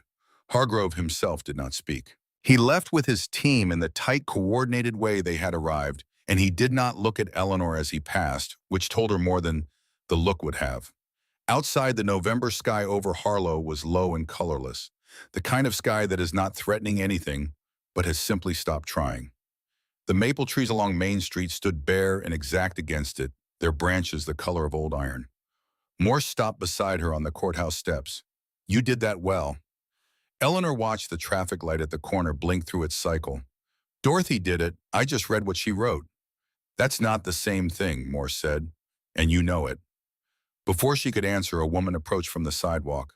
She was in her mid-70s, neatly dressed in a gray wool coat with gloved hands folded around a handbag that she was holding more tightly than the weight of it required. Her face had the particular quality of someone who has rehearsed what they are about to say many times and is still not certain they will be able to say it. "Mrs. Marsh," the woman said. Eleanor looked at her. "My name is Patricia Gruel. My father used to say that his mother cried the day they lost their land, but nobody in town believed her. He said she would show him the place where the fence line used to be out on the old Billet Creek Road, and she would explain what had happened, and he never knew whether to believe her or whether she was confused." The woman's voice was steady, but its steadiness required effort. "He's been gone for 12 years. But I want him to know somehow. I want it to be on the record that she wasn't confused." Eleanor put her hand on the woman's arm. Neither of them said anything for a moment. There was nothing that needed to be said that the moment was not already saying. The cold air, and the bare trees in the courthouse behind them, and the long distance between 1947 and this particular Wednesday morning on a sidewalk in Harlow, Vermont. Some griefs only require witness. The judge's written decision arrived on a Thursday morning, 10 days after the hearing, in a manila envelope addressed to Gerald Morse at his firm's address. He brought it to the estate that afternoon and set it on the kitchen table and sat across from Eleanor while she read it. The court found the Dorothy Vance records credible. Credible in the legal sense, meaning sufficient in consistency and corroboration to constitute a viable basis for further formal inquiry. The decision did not adjudicate the underlying land claims. It could not. The tangle of parcels and heirs and decades of subsequent transactions was too complex for a single evidentiary hearing to resolve. What the decision did was establish that the fraud had been real and was now a matter of record, and that the current holders of property with a potentially fraudulent chain of title were on notice that those claims existed and were being pursued. For Harlow, that was sufficient. By the following Monday, the story had left the courthouse and entered the town in the way that things enter small towns when the subject touches ground that people are standing on. The local paper ran it above the fold. A regional outlet picked it up and ran a longer piece that named the Hargrove family specifically and quoted from the document examiner's report. 2 county commissioners issued a statement expressing concern and calling for a full review of historical property records. Eleanor heard from James Whitfield on the Tuesday after the decision. He called the number Morse had given him, and they spoke for a long time, not about the legal proceedings exactly, but about the longer arc of things, about what it meant to carry something for 60 years and then be able to put it down. His grandmother Clara had died in 1971. His mother had died in 2003.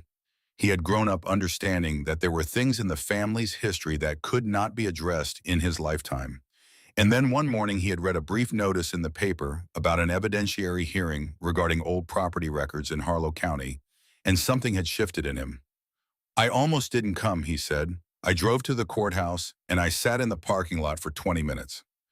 Eleanor thought about sitting in Nadine's borrowed car in the clearing, looking at the estate through the windshield, waiting for something inside herself to settle. "What changed your mind?" she asked.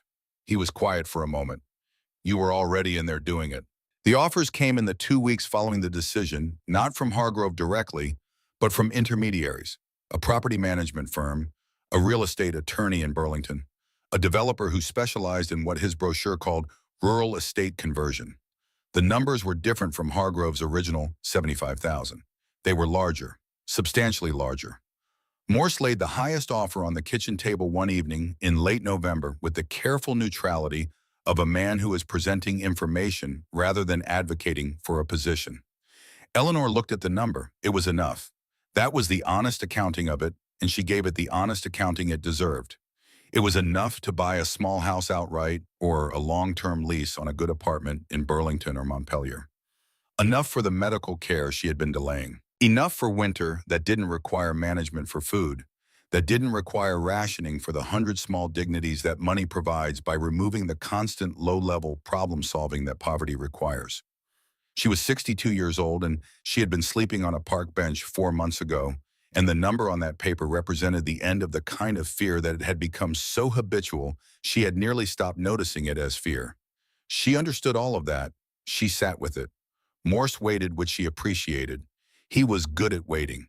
He had the patience of a man who understood that some decisions reveal themselves in their own time and that the worst thing you can do to a decision in progress is crowd it.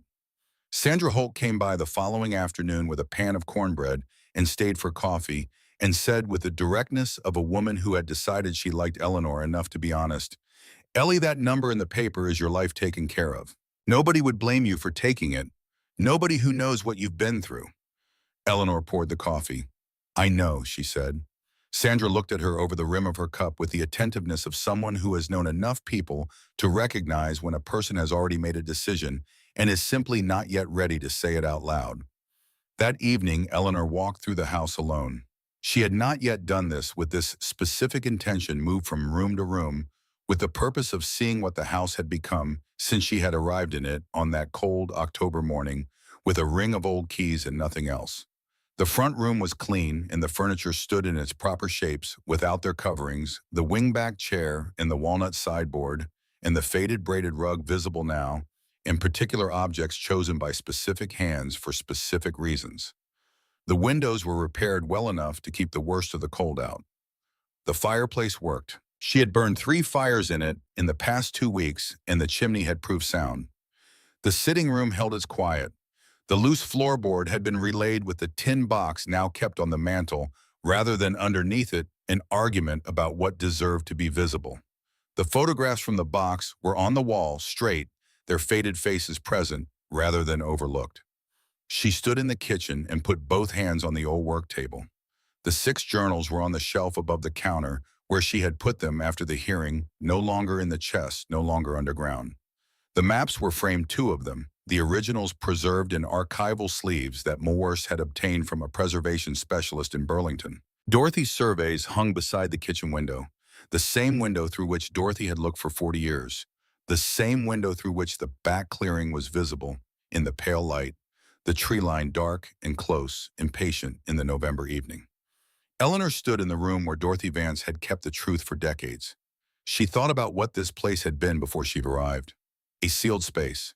A thing held in suspension, its purpose unrealized, its contents pressing upward against the floor of an empty kitchen, waiting for the season that Dorothy had written about in her final journal entry, with the faith of a woman who had run out of alternatives to faith.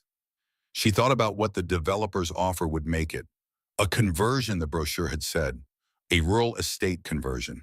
She had read that phrase several times, and each time it produced in her the specific mild nausea of language that is designed to make erasure sound like improvement. She thought about the bench in the town square, about the particular quality of the town's practiced invisibility toward her, the developed skill of not seeing the social efficiency of treating suffering as scenery.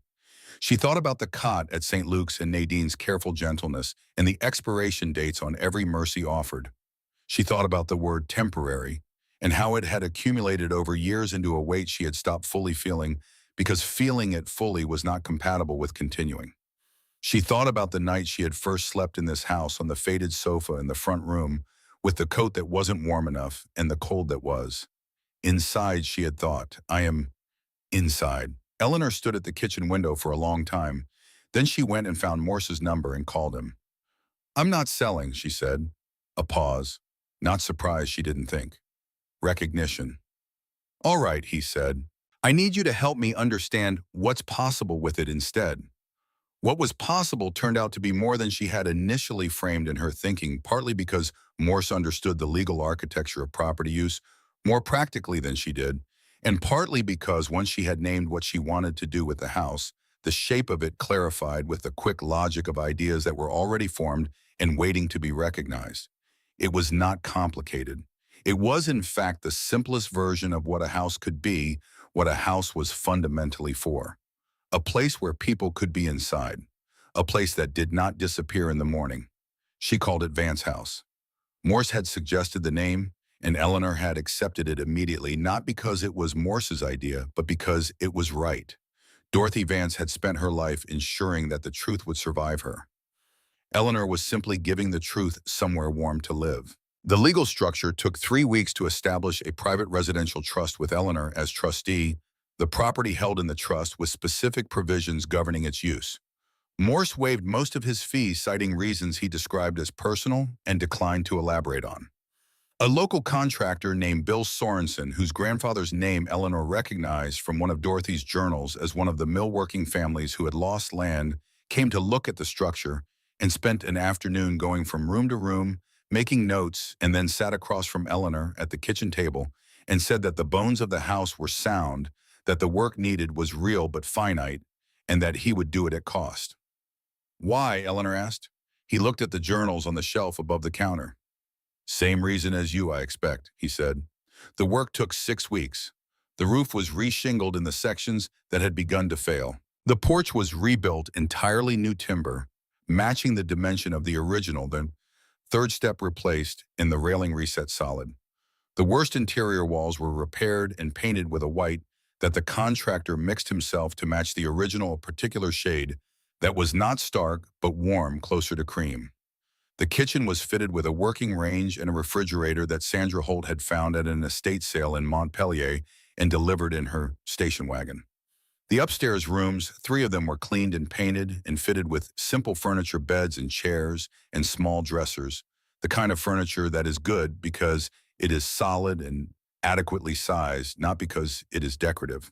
Fresh blankets arrived in boxes, lamps, a box of second-hand books sorted by someone who had paid attention to the selection, a basket of wool scarves, various sizes, clearly knitted by various hands at various times. A set of framed photographs from the Historical Society in town, images of the county in the 1920s and 1930s, the working landscape before the dispossessions, families standing outside their farms with the solemn confidence of people who know where they belong. Eleanor accepted all of it with the same rule each time. This is not charity. This is dignity. There is a difference. Henry Goss arrived on a Thursday afternoon in mid-December, 2 weeks before Christmas, when the first real cold of winter had settled over Harlow and the ground was hard and the sky held the flat white promise of snow. He was 73 years old and narrow and dressed in layers that were functional rather than warm, a hospital identification band still around his left wrist. That he appeared to have forgotten was there a cardboard suitcase secured with nylon twine sitting beside him on the porch. He had been at Harlow Regional for 5 days following a fall and a mild cardiac event, and the discharge nurse had made calls that eventually reached Nadine Foss, who had called Eleanor. Henry stood on the repaired porch and looked at the front door and then at Eleanor, and the quality of his expression was the expression of a man who has been offered kindness enough times with conditions attached that he had developed a comprehensive skepticism toward the unconditioned version. You running this place? He asked. I live here, Eleanor said. She opened the door wider. Come in. That's not what I asked. I know, but it's the more important answer. He looked at the warm room behind her, the lamp on the table, the fire in the hearth, the ordinary furniture sitting in its ordinary arrangement, in the way of a room where someone actually lived. Something moved through his expression that was too quick to fully catalog. What's the catch? He said. Eleanor had spent 31 years reading the subtext beneath what people said, when they sat down in front of her. She heard what Henry Goss was actually asking, which was not about practical terms or conditions or the fine print of some arrangement. He was asking whether this was the kind of thing that would be there in the morning. "You come in," she said. "You eat. You sleep warm. You don't apologize for taking up space." Henry looked at her for a long moment. His jaw worked slightly in the way of a man deciding something. "Nobody said that to me in years," he said.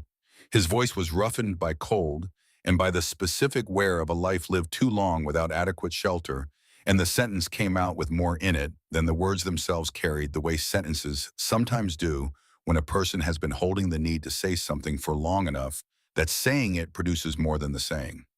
Eleanor stepped back from the door. He came inside. Marion Cole arrived 10 days after Henry, referred by the county social services office, a woman in her late 60s who had been moving between her adult children's homes in the uncomfortable way of a person who is too much trouble to turn away and not quite welcome enough to settle. She had a canvas bag and a portable radio, in the habit of singing softly to herself when she washed dishes, which she did without being asked on her second morning at Van's house, standing at the kitchen sink in the early light with the radio on low and her voice barely above the sound of the water. Earl Dawson came 2 weeks after Marion. He was 69, a veteran, had been living in his truck for 4 months, following the end of a lease he hadn't been able to renew. He had a bad hip and the careful, deliberate silence of a man who had learned to keep pain folded small and stored where it wouldn't inconvenience anyone. He began stacking wood on his third day without explanation or announcement. Just went to the core to split timber Sorensen had left by the back of the house and started arranging it into a proper stack against the wall where it would stay driest, the work of his hands, speaking the language that his words apparently no longer fully trusted. Vera Hutchins came in early January with 2 hat boxes and a carpet bag and a jaw set at an angle that communicated comprehensive opinions about most things. She was 74. She had been, she informed Eleanor, on first meeting a high school English teacher for 37 years, and she wanted it understood that her presence in the current situation was the result of a sequence of events she had not invited and did not endorse, but that since she was here, she intended to manage it with appropriate standards. On her first evening at the dinner table, she corrected Henry's grammar twice and Earl's once, and Henry told her that nobody asked her, and she told him that unasked correction was the most important kind. And Marion laughed from the kitchen, and Earl asked if there was more bread. Eleanor stood in the kitchen doorway and listened to the 4 of them and felt something in her chest that she had not expected and did not immediately have words for something that arrived in the way that things arrive when you have been absent from them for long enough that the return feels like a new discovery rather than a restoration. It was the sound of ordinary life conducted by people who had been deprived of ordinary life long enough to recognize its value in a way that people for whom it has always been available generally do not. The particular attentiveness of people who know what it costs. The specific quality of people eating a meal together who understand that the meal's not merely fuel but evidence. Evidence that they exist in a space that has decided to accommodate them, that has organized itself around the fact of their presence and is not going to revise that decision in the morning.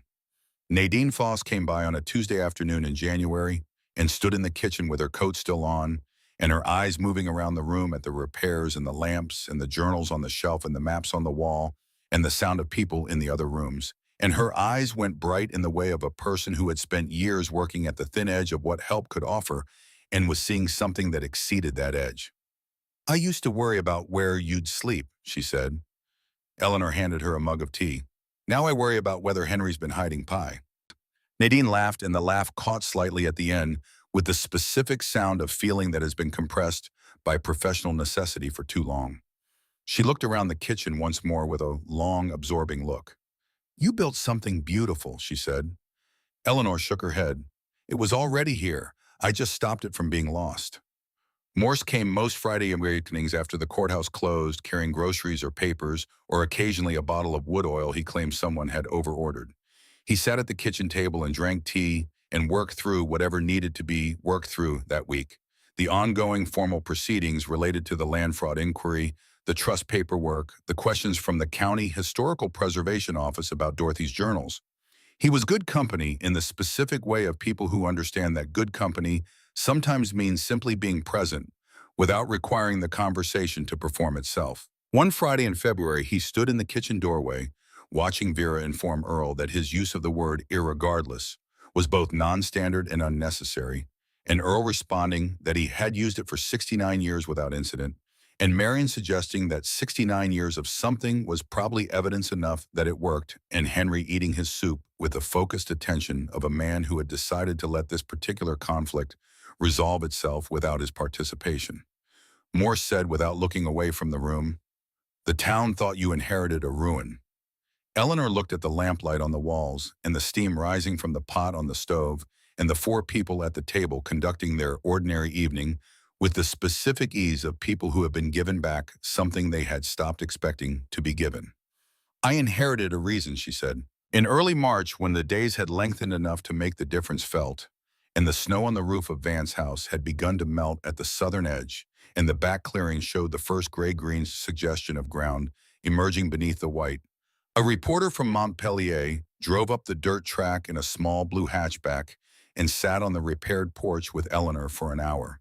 She was young and attentive, and she asked her questions with the careful respect of someone who understood she was in the presence of something she needed to get right. The question she asked last was the one reporters always ask the question, shaped to extract a lesson clean enough for a headline. "After everything you lost," she said, "why not keep this for yourself? Why open it up?" Eleanor sat in the old rocking chair that now lived permanently on the porch, her hands in her coat pockets, looking out at the clearing and the tree line and the gray sky above the bare maple tops. "Someone a long time ago believed that the right person would find this place," she said. "Not the richest person, not the most important one, the right one." She was quiet for a moment, watching the shadow of a cloud move across the clearing. "I think the right person was never meant to keep the door closed." The article ran the following week.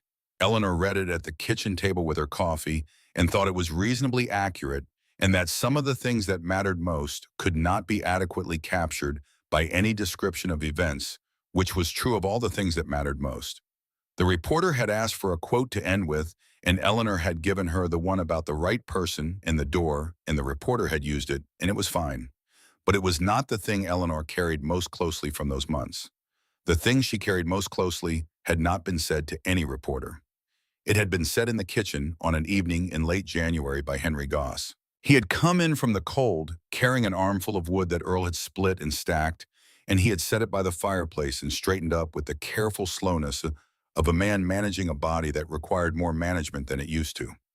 He looked at the fire already burning in the hearth, and then at the room, at Marion's cardigan hanging on the hook by the door, and Earl's boots drying on the mat, and the sound of Vera and Marion talking in the kitchen, and the smell of the soup that had been on the stove since mid-afternoon.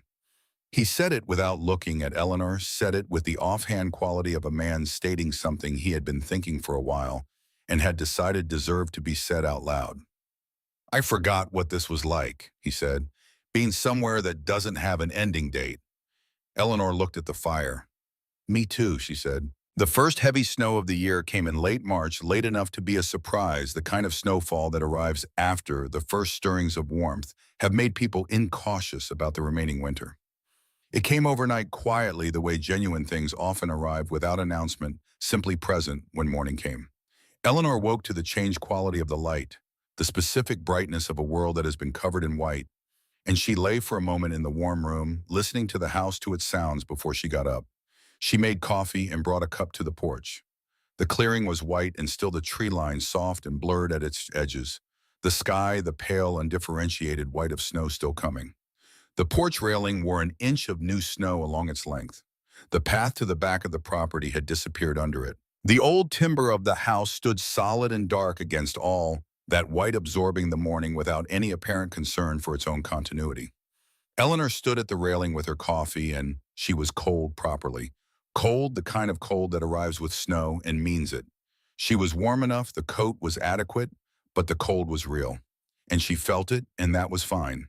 She had learned to make the distinction between cold that threatens and cold that is simply the condition of a particular morning in a particular place, and this was the latter, the cold of a Vermont March that has remembered itself.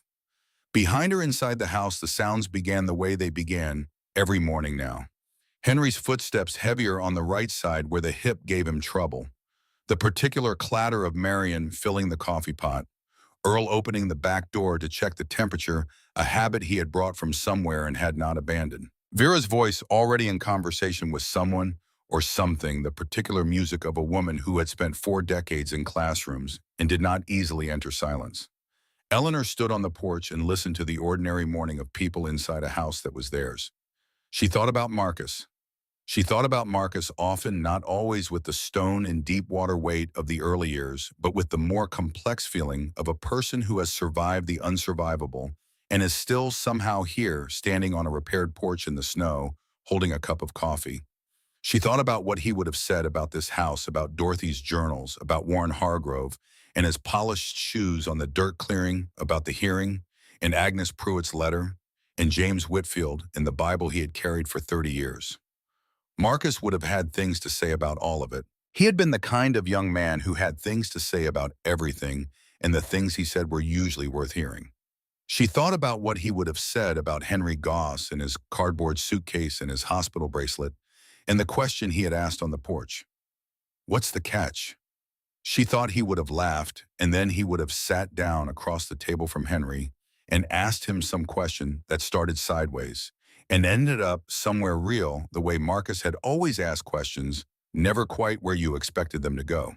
She missed him in the way that becomes simply a condition of life, not an event, but a weather, something present, always in the background, of the days, the altered frequency she had recognized in the house on Birchfield Road after he died, and that she carried with her now, as a part of herself, no longer a wound exactly, or not only a wound, but also the shape of love that has lost its object and found no alternative but to remain. She thought he would have liked this place. She thought he would have liked what it had become. Inside the house, Henry said something, and Earl responded, and then there was a sound that might have been agreement, or might have been the opposite. And then Marion laughed, and then Vera said something about the grammatical construction of whatever Henry had just said, and Henry said something back, and the morning continued in its ordinary way, the way mornings continue in places where people have been given back the dignity of ordinary continuance. Eleanor set her coffee cup on the railing. She put both hands on the snow-covered wood and looked out at the white clearing and the trees and the sky beyond them. She thought about a bench in a town square and a cold cup and the town moving around her with the practiced efficiency of indifference. She thought about Edith Vance Coulter, at 78, running out of time and running out of alternatives and finding at the last possible interval a woman on a park bench in Harlow, Vermont, who had lost everything and was still here. She thought about the 8 months of searching and the ring of old keys and the specific weight of a floorboard lifting in a cold room to reveal something that had been waiting underground for decades. She thought about Dorothy's last journal entry, the faith she had chosen. Someone will come. Eleanor looked at the old house behind her, at the dark timber and the repaired porch and the windows where the warm light of the kitchen was already visible against the morning white, and she felt the thing she had been slowly learning to feel over these months, the thing that had arrived gradually without announcement, the way the most permanent things tend to arrive. Not rescue, not reversal, not the undoing of everything that had been done. Belonging. The simplest word for the thing she had not been able to name on the night she first slept inside these walls. The thing the bench had never provided, and the cot at St. Luke's had never provided, and the vouchers, and the referrals, and the temporary mercies had never provided. Not because those things were offered without kindness, but because kindness and belonging are not the same thing, and a person can receive kindness indefinitely and still be outside the circle that belonging describes. She was inside the circle now. She was inside. And because she was inside, Henry Goss was inside. And Marion Cole and Earl Dawson and Vera Hutchins and the people who would come after them, the people Nadine would call about and Sandra would mention, and James Whitfield would quietly send word of through the channels that existed between people who understood what it cost to have nowhere. Dorothy Vance had kept the truth for a lifetime so that the ground would give it back when the right season came. Eleanor Marsh had found it and carried it into the light and then done the one thing that Dorothy's faith had required and that the wrong kind of person could never have managed. She had stayed, and she had opened the door, and she had let other people come through it. The snow fell on the clearing and on the roof of Vance's house and on the repaired porch railing under Eleanor's hands, and the light in the kitchen windows held steady against the white morning, and from inside came the sound of people beginning another ordinary day in a place that would be there when they woke up tomorrow, and the day after that, and on through all the ordinary days ahead, the sound of people who had been given back the one thing that no amount of kindness at arm's length had ever been able to provide. A door that opened and remained open, a place that did not disappear, a morning that was theirs,